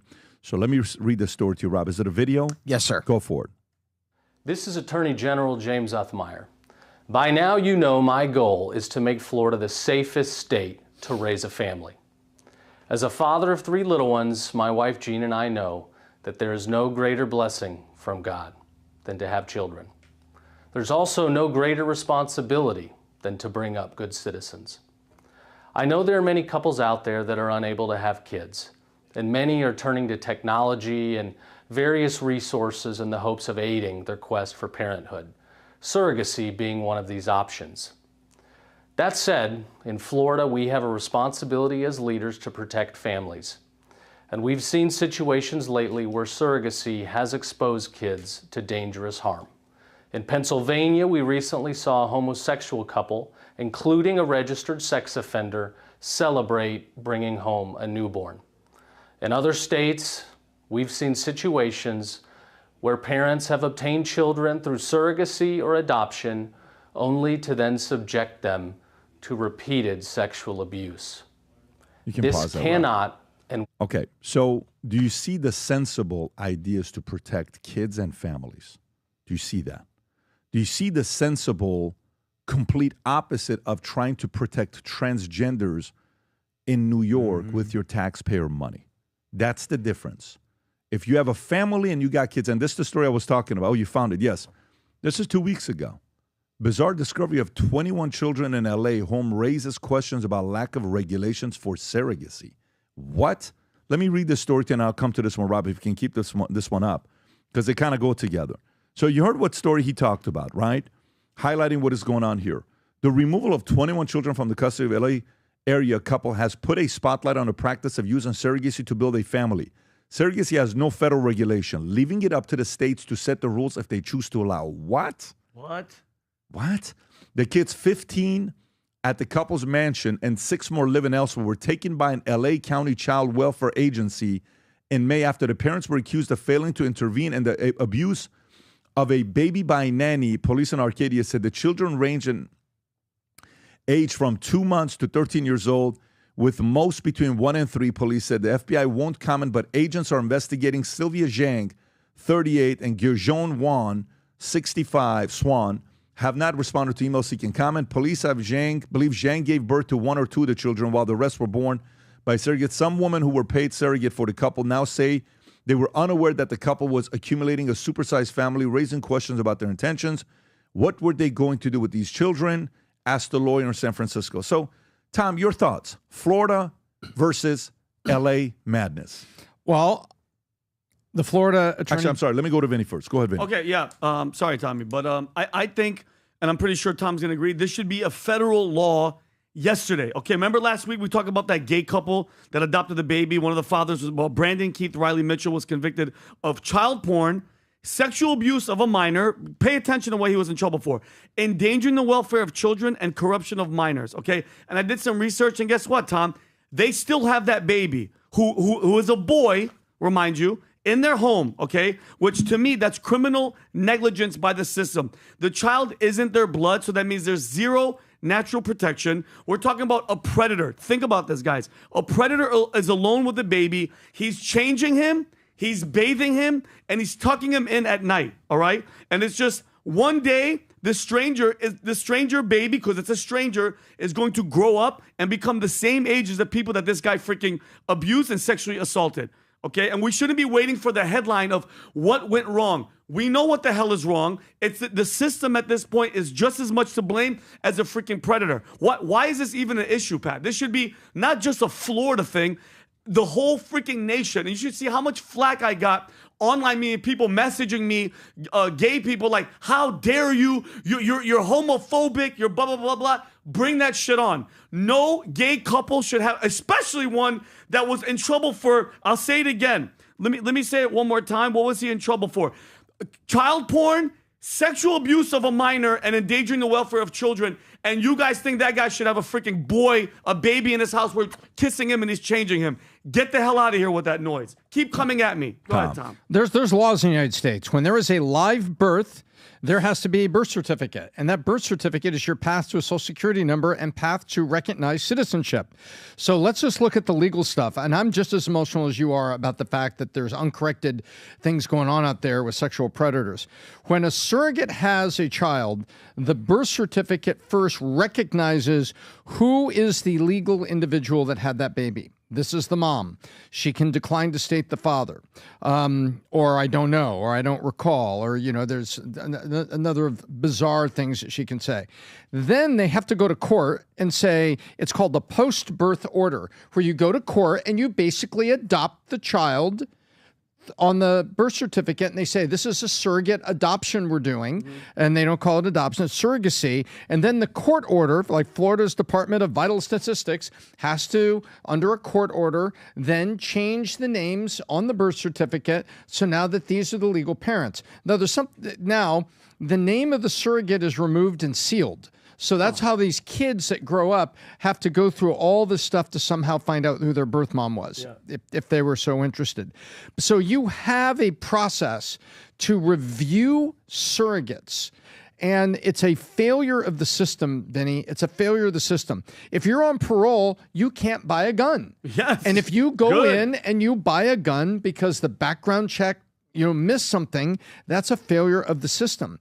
Likewise, if you're a sexual predator, what the Florida Attorney General is saying, hey, in Florida, we're going to check and double check. And if you're a sexual predator, when you go in to get the post-birth order to adopt the child who's been born to the surrogate, where you have the legal birth certificate, because you got to have that, guess what? We're going to put the hammer down and say no. And I think the Florida Attorney General is doing something very sensible. Meanwhile, in California, you can basically, and who knows what these people were doing, you can accumulate an army of children through surrogacy for who knows what. It could just be, I want to have a lot of kids, but there also could be other things going on. And apparently, they couldn't watch after them because a nanny was abusing the baby, and the older child turned him in. So to me, I don't think anything weird is going on here, okay? I think the chance of that being the case here is 10 or 20%. I'm actually not going to they did something. But the fact that we have no federal laws for surrogacy, and it's by state, and it allows for some person who wanted to abuse a child, they can go to a state that's got lenient surrogacy law. So, Rob, can you pull up which states in America have the most lenient surrogacy laws? Which states have the most lenient and the most, what's the opposite of lenient? Strict. Lenient and strict surrogacy laws. Yeah, let's see in America, in the United States. Yeah, perfect. I'm curious because to me, that's more my concern. My concern isn't what they did. They could have been very innocent and it led to something else. Okay, most lenient states. California, leader in surrogacy, permits commercial surrogacy and routinely grants pre-birth parentage. Okay, Colorado, Connecticut, Delaware, D.C., New Hampshire, Maryland, Oregon, Washington, Illinois, Rhode Island, Vermont. All considered surrogacy. Michigan recently updated its April 25-year parentage, transitioning from restrictive to progressive by legally recognizing surrogacy arrangements, as well as New York. Now, most ambiguous, restrictive or ambiguous are what? Louisiana only allows altruistic, just from surrogacy, a married heterosexual couple using their own. Nebraska compensated surrogacy is not considered legal here, making any paid arrangements effectively unbanned. And Arizona, surrogacy contracts are expressly prohibited through at least, where it goes to heterosexual couples. Okay, fine. I get that. Go a little bit lower. Is there anything else? Strict as are Louisiana, Nebraska, Arizona. Yeah. I think the fact that we're bringing this up is to bring awareness for people to be paying attention to it. It's a very open. If you're somebody that's dirty and you want to abuse the law, you got a few states you can go to handle that. Okay. If all of a sudden a gay couple wants to go get 10 kids, is there limitations on that in some of these states? I don't know. There's too many opportunities for abuse. And just really, really fast. And I have to say this again. The Brandon Keith Riley Mitchell guy, they still have that baby. He is a convicted freaking child abusing freaking. Yes. He was convicted of. Rock, fact check me. Brandon Keith Riley Mitchell was convicted of child porn, sexual. Till today. So he was never let go and he was never innocent. He was convicted. Am I right, Rod? He's a registered sex offender. Still a registered sex offender. How? And then Pat, how is that kid still in their house? I mean, that's Michigan. Oh my God! Yeah. Like there's a. Oh my God! Like I don't understand. So Can I weigh in on this? Adam, go ahead. Sure. Well, we're looking at Exhibit A of why Donald Trump won the presidency. It's just common sense at this point. The reason that you're freaking out here is because there's cities and states around the country who are not practicing common sense. All Trump had to do was expose the crazy. What Trump did was say, I prioritize citizens over illegal immigrants. I know the difference between a man and a woman. I love America. You hate America. And I have morals and values that align with the average American. On Bill Maher this past weekend, did you see who was on? It was our friend Stephen A. Smith and Dr. Phil. And they argued about whether the 10 Commandments should be in school. And Stephen A. Smith and Dr. Phil were on the side of, I think there should be a little introduction of morals and values and principles, whereas Bill Maher, who does not believe in God, was basically saying, why do we even need that? The 10 Commandments is all BS. But that is leading to the degradation of society. Now, I believe in the separation of church and state. To what extent, though?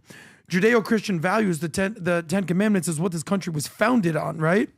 But we've seen, I don't know if you have that chart from the Wall Street Journal that I sent you, the decline in all these values that America was basically founded on.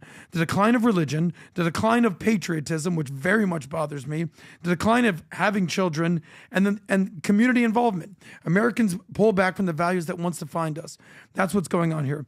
So my prediction is this pendulum will swing one direction into the other, and it'll be 10, 20 years before LA and New York City and some of these psychopathic woke agenda have to reckon with the reality. Tom, and then I'm going to the next story. Tom. Yeah, the question from Pat was national laws and national precedent.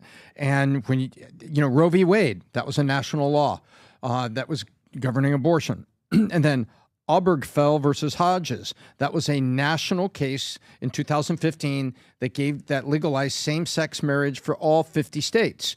And of course, remember, that was Kennedy, Sotomayor, Kagan, Ginsburg, and Breyer, the liberal five at the time. That won't happen now. But to Pat's point, if we're going to have Roe v. Wade on a national level, and we're going to have Obergefell versus Hodges, John Roberts dissented, and that gives us same-sex marriage on a national basis, why shouldn't we have national laws governing, surrogacy for continuity's sake? Because you're talking about citizens. You're talking about protecting those citizens. So I agree with Pat. There should be national laws, and the precedent is there with the Supreme Court in so many ways. Okay. All right. Let's go to the next story. Jimmy Kimmel admits repulsive liberal scolds are driving people away from the Democratic Party.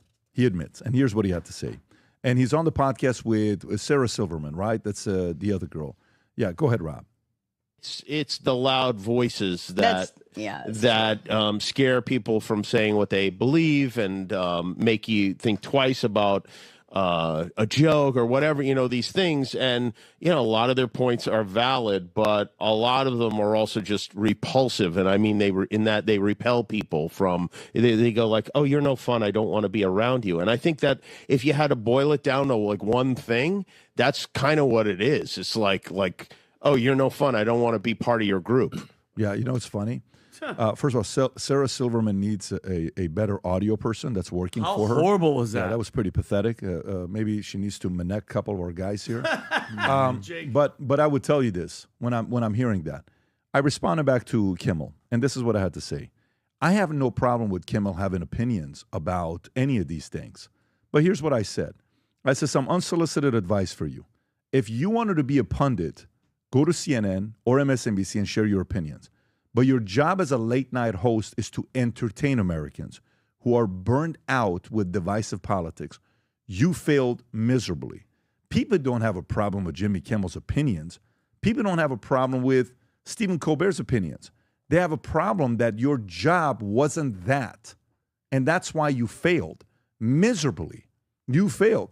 I watch Jay Leno. I found a picture the other day of me going to a Jay Leno show, and luckily I was able to get in because they thought I was 16 while I was only 14 years old. And I took a picture with the guy.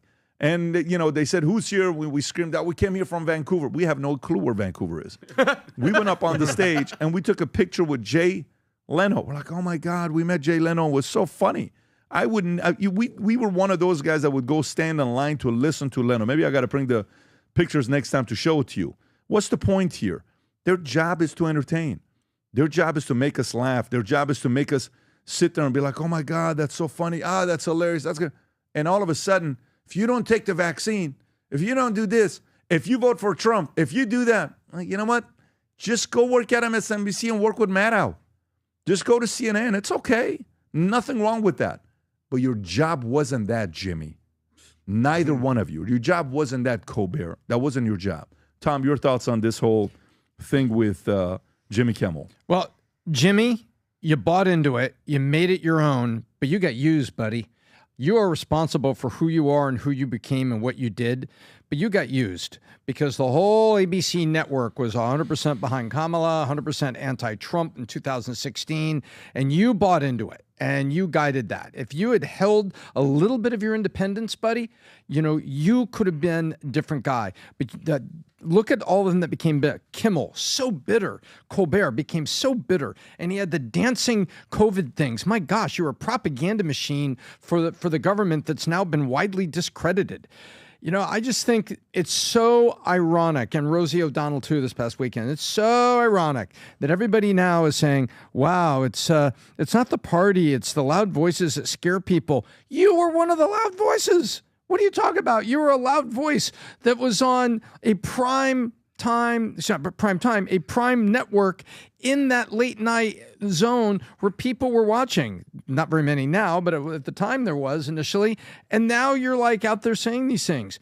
Dude, you did it to yourself. You didn't have enough spine. At a point where you had audience, you could have had a little bit of spine, but you went with it. You made it your own. You became bitter like Colbert. And now you sit and you say, it's the loud voices. You were one, dude. It's your fault. And by the way, him and Sarah Silverman apparently used to date according to Umberto for like 7 years. Adam, your thoughts on this? Well, it's almost like people forgot what the hell their job was. A journalist's job was to report the news. They turned into an activist. An actor's job was to do movies and do shows. They turned into activists. Entertainers, make us laugh. Comedians, entertain us, make us laugh. Activists. Musicians, play music, things we enjoy. Activists. It's almost like all these people forgot what the purpose of their job was, and they became political lecturers. And half the country was like, dude, I'm done with you. Yeah. Jimmy Kimmel, Stephen Colbert, Howard Stern. And what happens is we're going to see one by one, bing, bing, bing, bing, bing. Stephen Colbert gets canceled. Howard Stern's going to be off the air. Jimmy Kimmel, you're next, buddy. And we'll see who the next man up. Vinny. This country is coming back to normalcy. And I mean, Adam, great points. Tommy, and I'm going to piggyback. And I think these guys, especially somebody like him, they sold their soul. Like Jimmy, honestly, Kimmel used to be on the opposite. He was on the Man Show, disgusting, perverted, that whole, you want to talk about MAGA? That in their sense, you were that guy. That was the good perverted, stuff back in the day. By the way, racial comedy. Blackface, come on, let's bring that back, Jimmy. But listen, when you sell your soul and you're a shill for the other side, you can get away with everything and anything. Notice if it was anybody else from the other side, all that stuff would have surfaced. He made fun of Oprah. He literally was black body. The hell with just face when he did, was it Karl Malone? He did Karl Malone, right? Rob? Yeah. It wasn't Shaq. It was Karl Malone. Yeah, no, it was Karl Malone. And that's the thing. And you made one a of great, the greatest rebounders of all time. And then on top of that, I mean, he works for ABC. Who do you think runs ABC? Those are those people that were pushing that nonsense. And listen, he has to do it, guys. You sign the contract. You sell your soul. He has to. Remember what he said about people with not taking the vaccine? He's like, if you go to the hospital, he's like, not next, but go like die, Wheezy. Yeah. He basically said to die. Let me have a 30 seconds with Vinny real quick. Yeah. When they sell their soul, yeah, what do they get in return? Not a damn thing. What do you mean? They get fame. He gets fame and money. He gets fame and money. Get money. Yeah, but he's never going to get that back. You're done. I'm going to tell you a quick story. We were in L.A. Yes. The last night there, I snuck off like an outdoor cat and went to a little house party. I will not say the name of the influencer whose house it was because he was an awesome guy, and I don't want to put him out there. But the house was incredible. I walk in, hey, how you doing? There's 20, 25 people there. It's not a big thing. Goats. And our old friend there, the boxer, I won't say his name, was there. I walk in and I greeted very nicely. Hey, how you doing? Blah, blah, blah, blah. I walk in and it's the exact opposite type of conversation that I was expecting. The argument was amongst people, black, white, this, that, who should be able to use the N-word? I was God. Like, they go, hey, we got a famous podcaster here. Walk in. What do you think? I'm like, I ain't getting involved in this conversation. The owner of the house is sitting there. And I say to him almost jokingly, like, you might want to leave for this conversation. You don't want to get canceled. He goes, you know what? I'm out. Goes upstairs. He goes, I got way too many brand deals on the table. I got way too much going on to get caught up in this nonsense. What's my point? He just left the room. He didn't have to say anything. But a lot of times, people sell their soul for money, for fame, for this, for that. It's a wild world out there. And people like Jimmy Kimmel, basically, they do not want to lose their money. Was there no adrenochrome? Does anybody have adrenochrome at this point? Adam just wanted to tell us that he partied in L.A. and he knows people. I'm doing shots of adrenochrome. Let me get to the next story here. I'm going to get to the next story here. J.D. Vance wants answers over Epstein files. Rob, if you have that clip. So J.D. Vance did an interview this past weekend with Maria Bartiromo. And when she was asked about Epstein, this is what he had to say.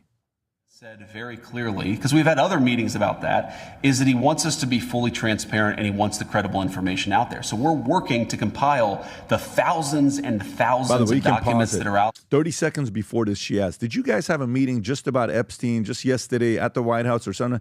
We did have a meeting, but it wasn't about Epstein. And if we did have a meeting, and if we had, but we had a meeting in the past, so she was trying to push him because there's rumors that there was a meeting about Epstein. This is literally 30 seconds after that. Go ahead. For full transparency, but I have to say, Maria, I laugh at the Democrats who are now all of a sudden so interested in the Epstein files. For 4 years, Joe Biden and the Democrats did absolutely nothing about this story.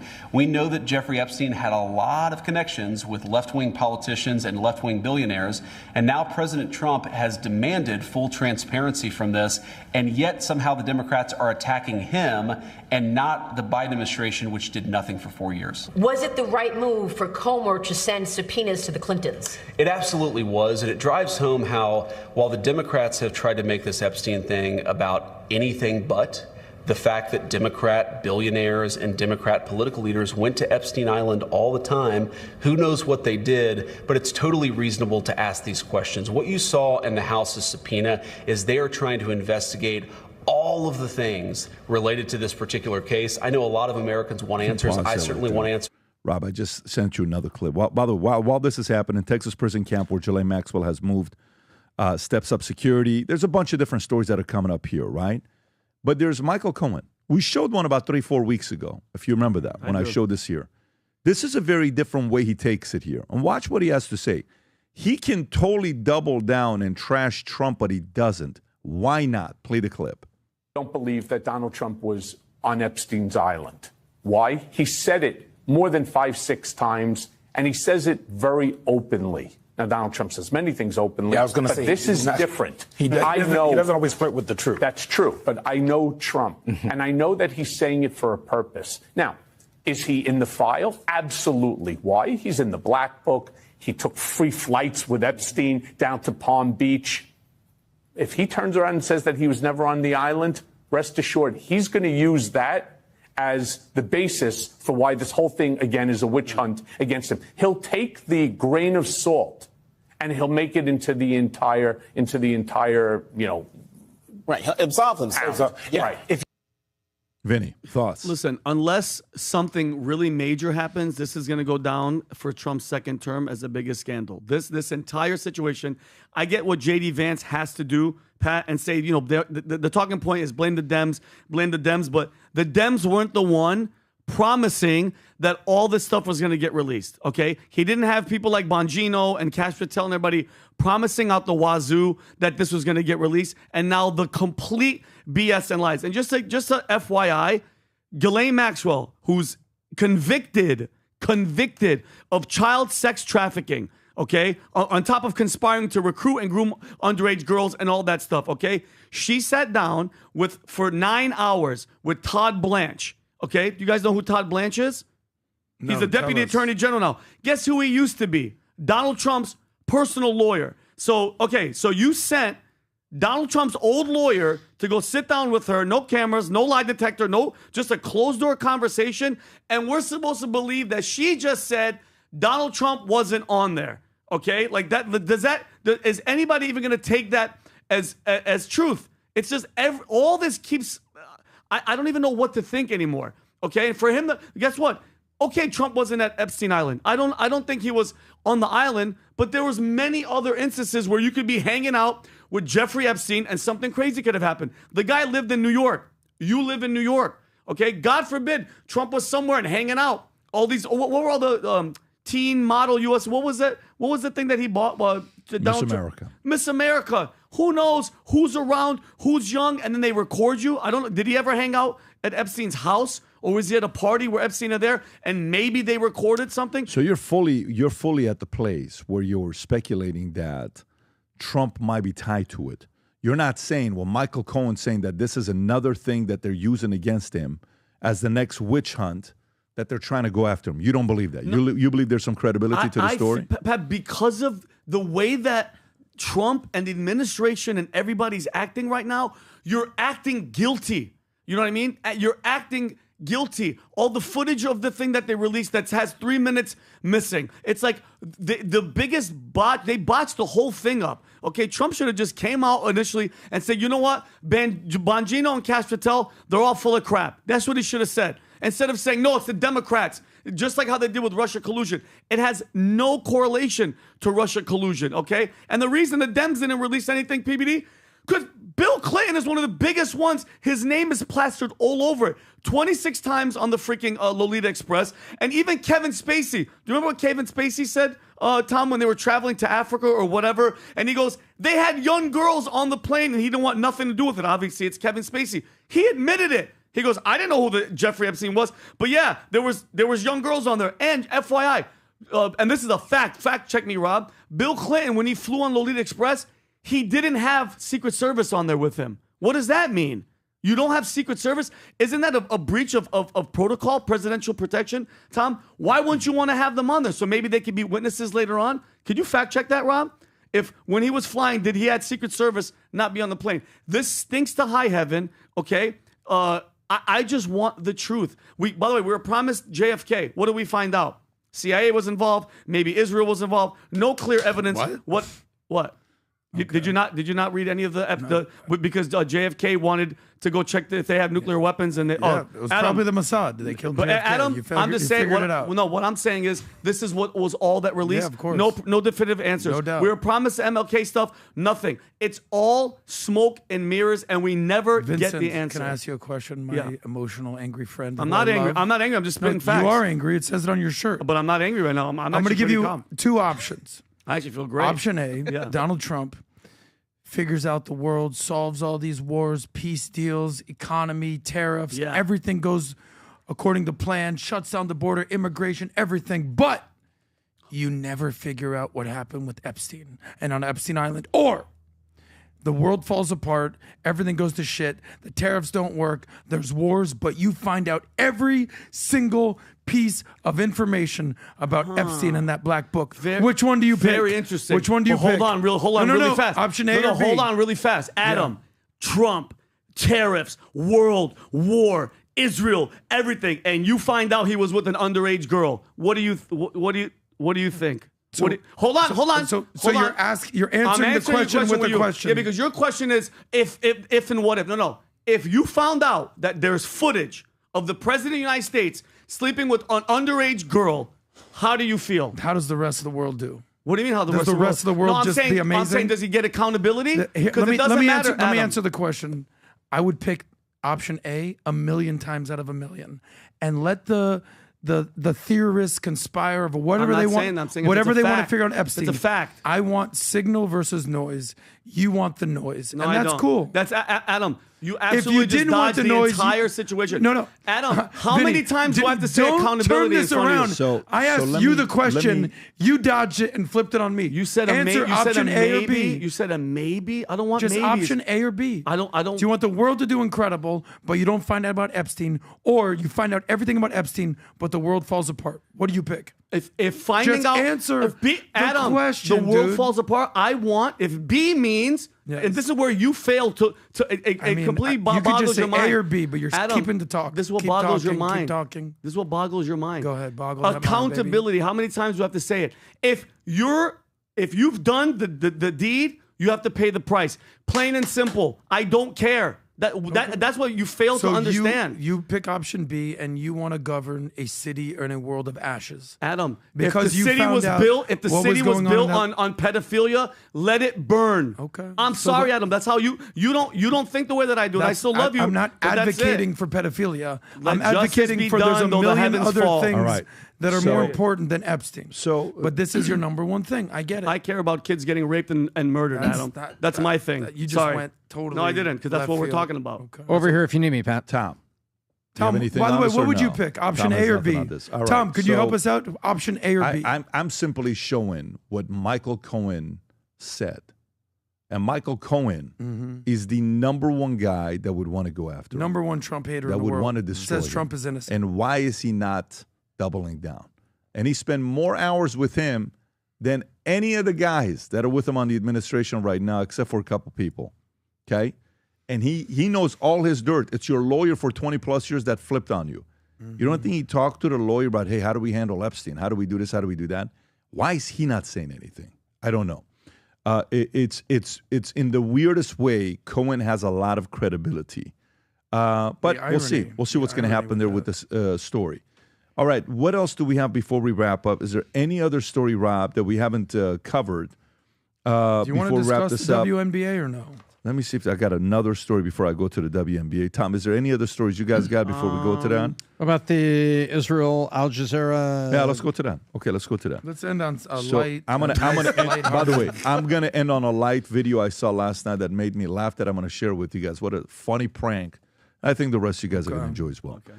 Al Jazeera journalist Anas al-Sharif killed in Israel attack in Gaza City.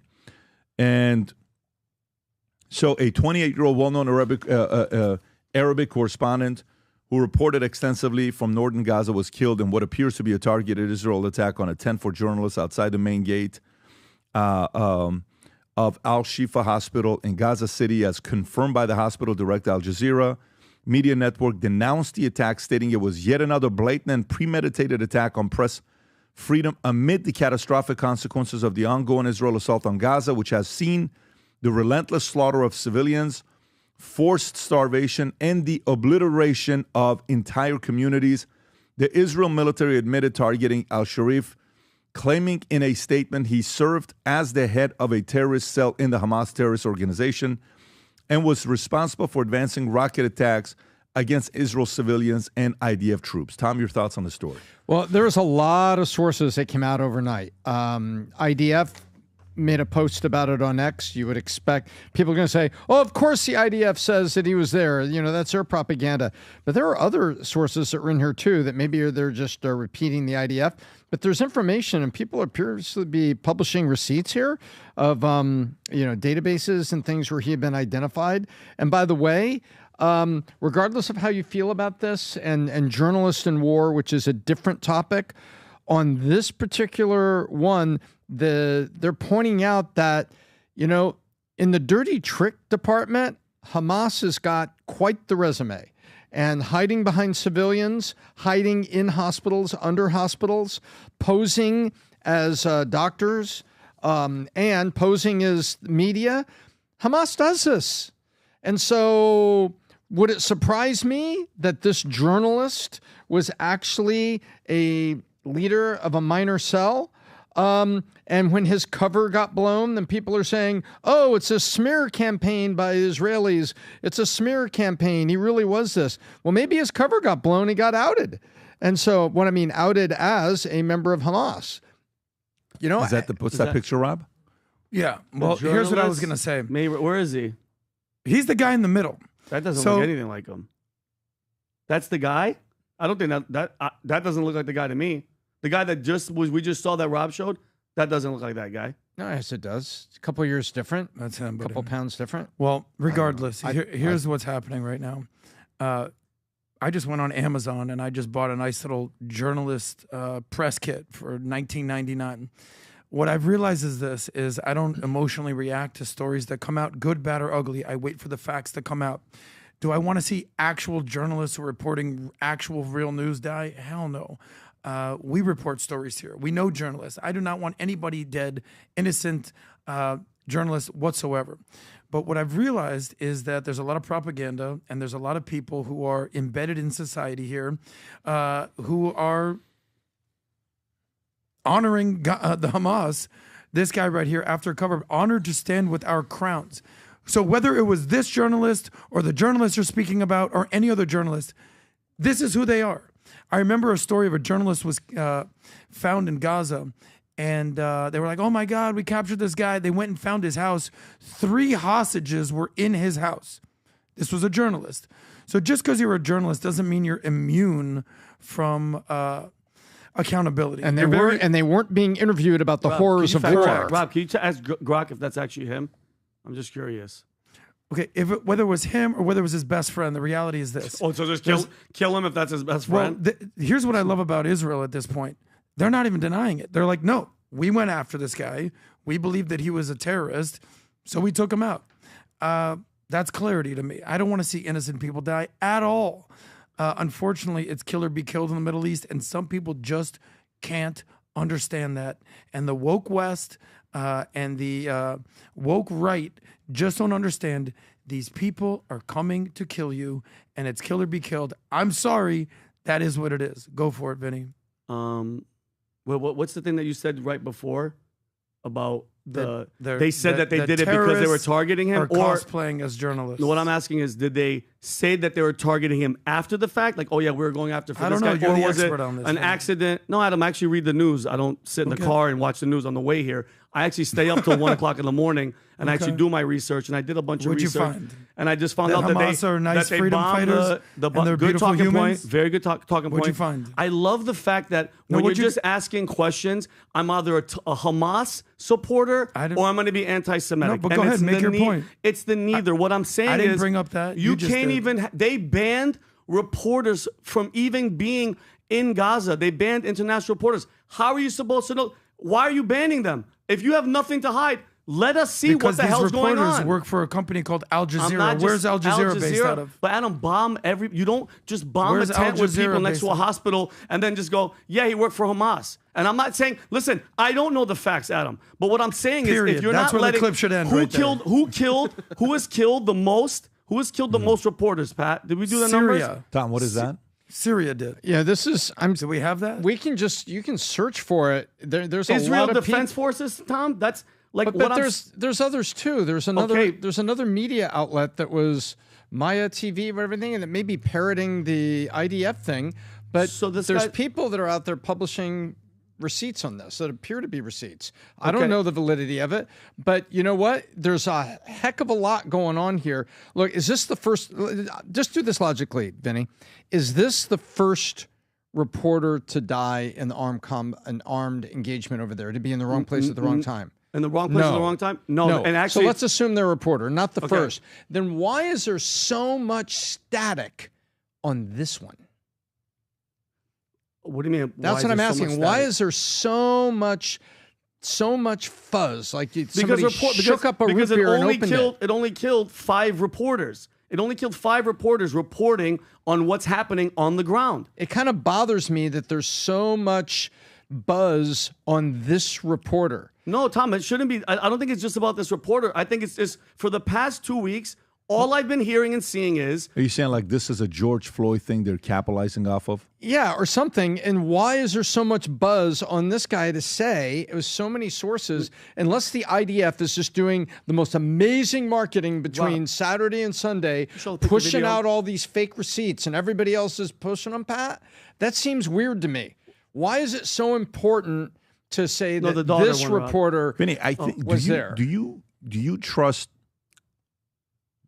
Muslims more than Israel? Do you trust the report coming out of Gaza, Palestine, more than reports coming from Israel? I don't think you believe anything Israel says. I'm not saying I don't believe that. I don't believe. Hold on. I don't believe anything unless I'm shown the evidence. Okay, and what I've been seeing. I don't know about that. I think there's also, like, I've never heard you make a pro-Israel argument ever. I've never heard you make a pro-Israel argument. So to me, the reason why I'm going with this is the following. I don't know. So for me, if you came in, notice what I said when we were prepping.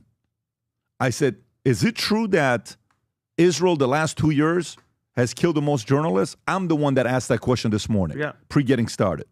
So it's not like I'm coming in on fire, like, for sure, because this is what I saw. Let's look at it. And I had Rob pull it up. Then Syria came up, but Syria was since 2011. But the last 2 years was Israel. U.S. was on the list as 3rd place. Top 3 countries were Syria, Israel, and us, right? Okay, great. But I think the part that, you lose is when it's no matter what, it's all one side. We're at dinner. This guy's defending Nick Fuentes. I'm like, what is Adam defending Nick Fuentes on? I got more respect for Nick Fuentes than anybody else that's saying stuff that they're saying about Israel, right? You have to be very careful. More respect for Nick versus Tucker is, I think, what I said. Right, no, specific that community. Yes, it was what? Fuentes, Candace, and Tucker. Mm-hmm. And Nick has been saying what he's been saying a lot longer than they have been saying it, right? So, okay. And what was his premise on the respect? Well, he says what he believes in. That's Adam's point, He hasn't right? shifted. Yeah. I think the biggest thing here is, it's almost become like if a white man is killed by a black man, CNN won't report on it. But if, God forbid, Jussie Smollett, anything George Floyd, oh my God, boom, goes on, right? You have to find a way to, because if I look what's going on right now in Europe, how bad do you think Europe's about to get? Very Europe bad. is going to fall apart. And you know what's after Europe? We're after Canada. Europe. No, they're going to come here surrounding it, and then they're going to try to target here. What is Mamdani doing? What is another guy that I think I was watching his video? This is UK right now. I don't even know if we want to play this clip. No, I don't even want to play a lot this of profanity. Clip. It's just a lot of stuff like this that you can see. But to me, you have to be very careful that you only follow accounts Like when I wake up in the morning, what account do I go and watch to see what they're saying? I go to CNN. Because I want to see what counter arguments are being made there. Blind spots. But if you wake up and you just go to a couple things of guys you follow, because that's what you want to hear, because it validates what you believe in, you'll end up having a lot of blind spots. And I don't want us to have blind spots. And that includes myself. I have my own bias as well. So I'm not sitting here telling you I don't have any biases. But if I have to choose between the two, it's not even close to conversation of what's going to be happening. It's not even close. And even yesterday, Trump said that they're going to take over Gaza. I don't know if you saw that happened yesterday. Trump just said, yeah, how are you going to take over Gaza? We're just going to take over Gaza. How are you going to do it? We're just going to take it over. How can you do that? Under what jurisdiction? Under the U.S. jurisdiction. I don't know if you saw that or not. I don't even know what he's doing behind closed doors. We don't even know what things are taking place. But we have to be very careful that the only thing we ever see, is this the one, Rob? Yes, sir. Yeah, can you play this, Rob? Don't want to leave their land. Some people say this is ethnic cleansing. You won't be able to force them to leave their land. They stay We're moving there. them to a beautiful location where they have new homes, where they can live safely, where they'll have doctors and medical and all of those things. And I think it's going to be great. Yeah, any questions? You said before that the U.S. would buy Gaza, and today you just said we're not going to buy Gaza. We're not going to have to buy. We're going to have Gaza. We don't have to buy. There's nothing to buy. We will have Gaza. What does that mean? No reason to buy. There is nothing to buy. It's Gaza. It's a war-torn area. We're going to take it. We're going to hold it. We're going to cherish it. And Mr. President, take it under what? Under what's it? One authority? Under the U.S. Yeah. With so many opinions out there, I mean, if you asked me 10 years ago if I would just trust Trump's instincts, I would say, hell no. At this point, if there's one person who has all the information, whose instincts that I trust, it's one person, and it's Donald Trump. I'm sorry. I didn't feel that way before. I feel that way now. And that's on most issues, if not all. So, including the Gaza one. Yeah, I think it's very, very hard. Like on my Instagram stories, I'm tagged. You know how you go to see what stories you're tagged on? Stories, videos. You don't even know what's going on over here, what they're doing. I'm like, yeah, you're going to only send me one side. None of the videos are easy to watch. And then I get messages from Israel. You don't know what's going on over here. And I got it yesterday. I won't give any names, but, these are people that are in Israel saying, you don't even know what they're doing to the Christians and to this and this. I'm also not fully there. But I have the ability to watch both sides, and I understand why you're sending me the clips to say what, Palestinians are doing to Christians and Jews, and I understand why you would send me the clips to say what Jews are doing to Gaza and Palestinians. You have to find a way to not be emotionally caught up, because then you are a victim of propaganda and they got you. Hook, line, sinker, you're done. And all you see is that. And I'm seeing, believe it or not, more and more people now kind of stepping away and saying, oh, shit, I got a little bit in too deep here. Let me step back a little bit and see what happened. Neither side is innocent, but this side is definitely not innocent with the history that they have. If they're so great, why isn't nobody else from the other side taking them? You keep coming back more this way. And I get that, the motive of the other side, where they're at, what they're up to. But you have to be very, very careful that you only see and hear and read what you want to see and read that validates your point. Because then you have so many blind spots, so many, and you can't be reasonable. Now you're just fighting to be right. One of the best things about this exercise of sitting with the guys last week, Jubilee. You know what was great about it? To sit and talk to a bunch of 20-year-olds. One guy was probably 45, 50 years. I don't know why he was there.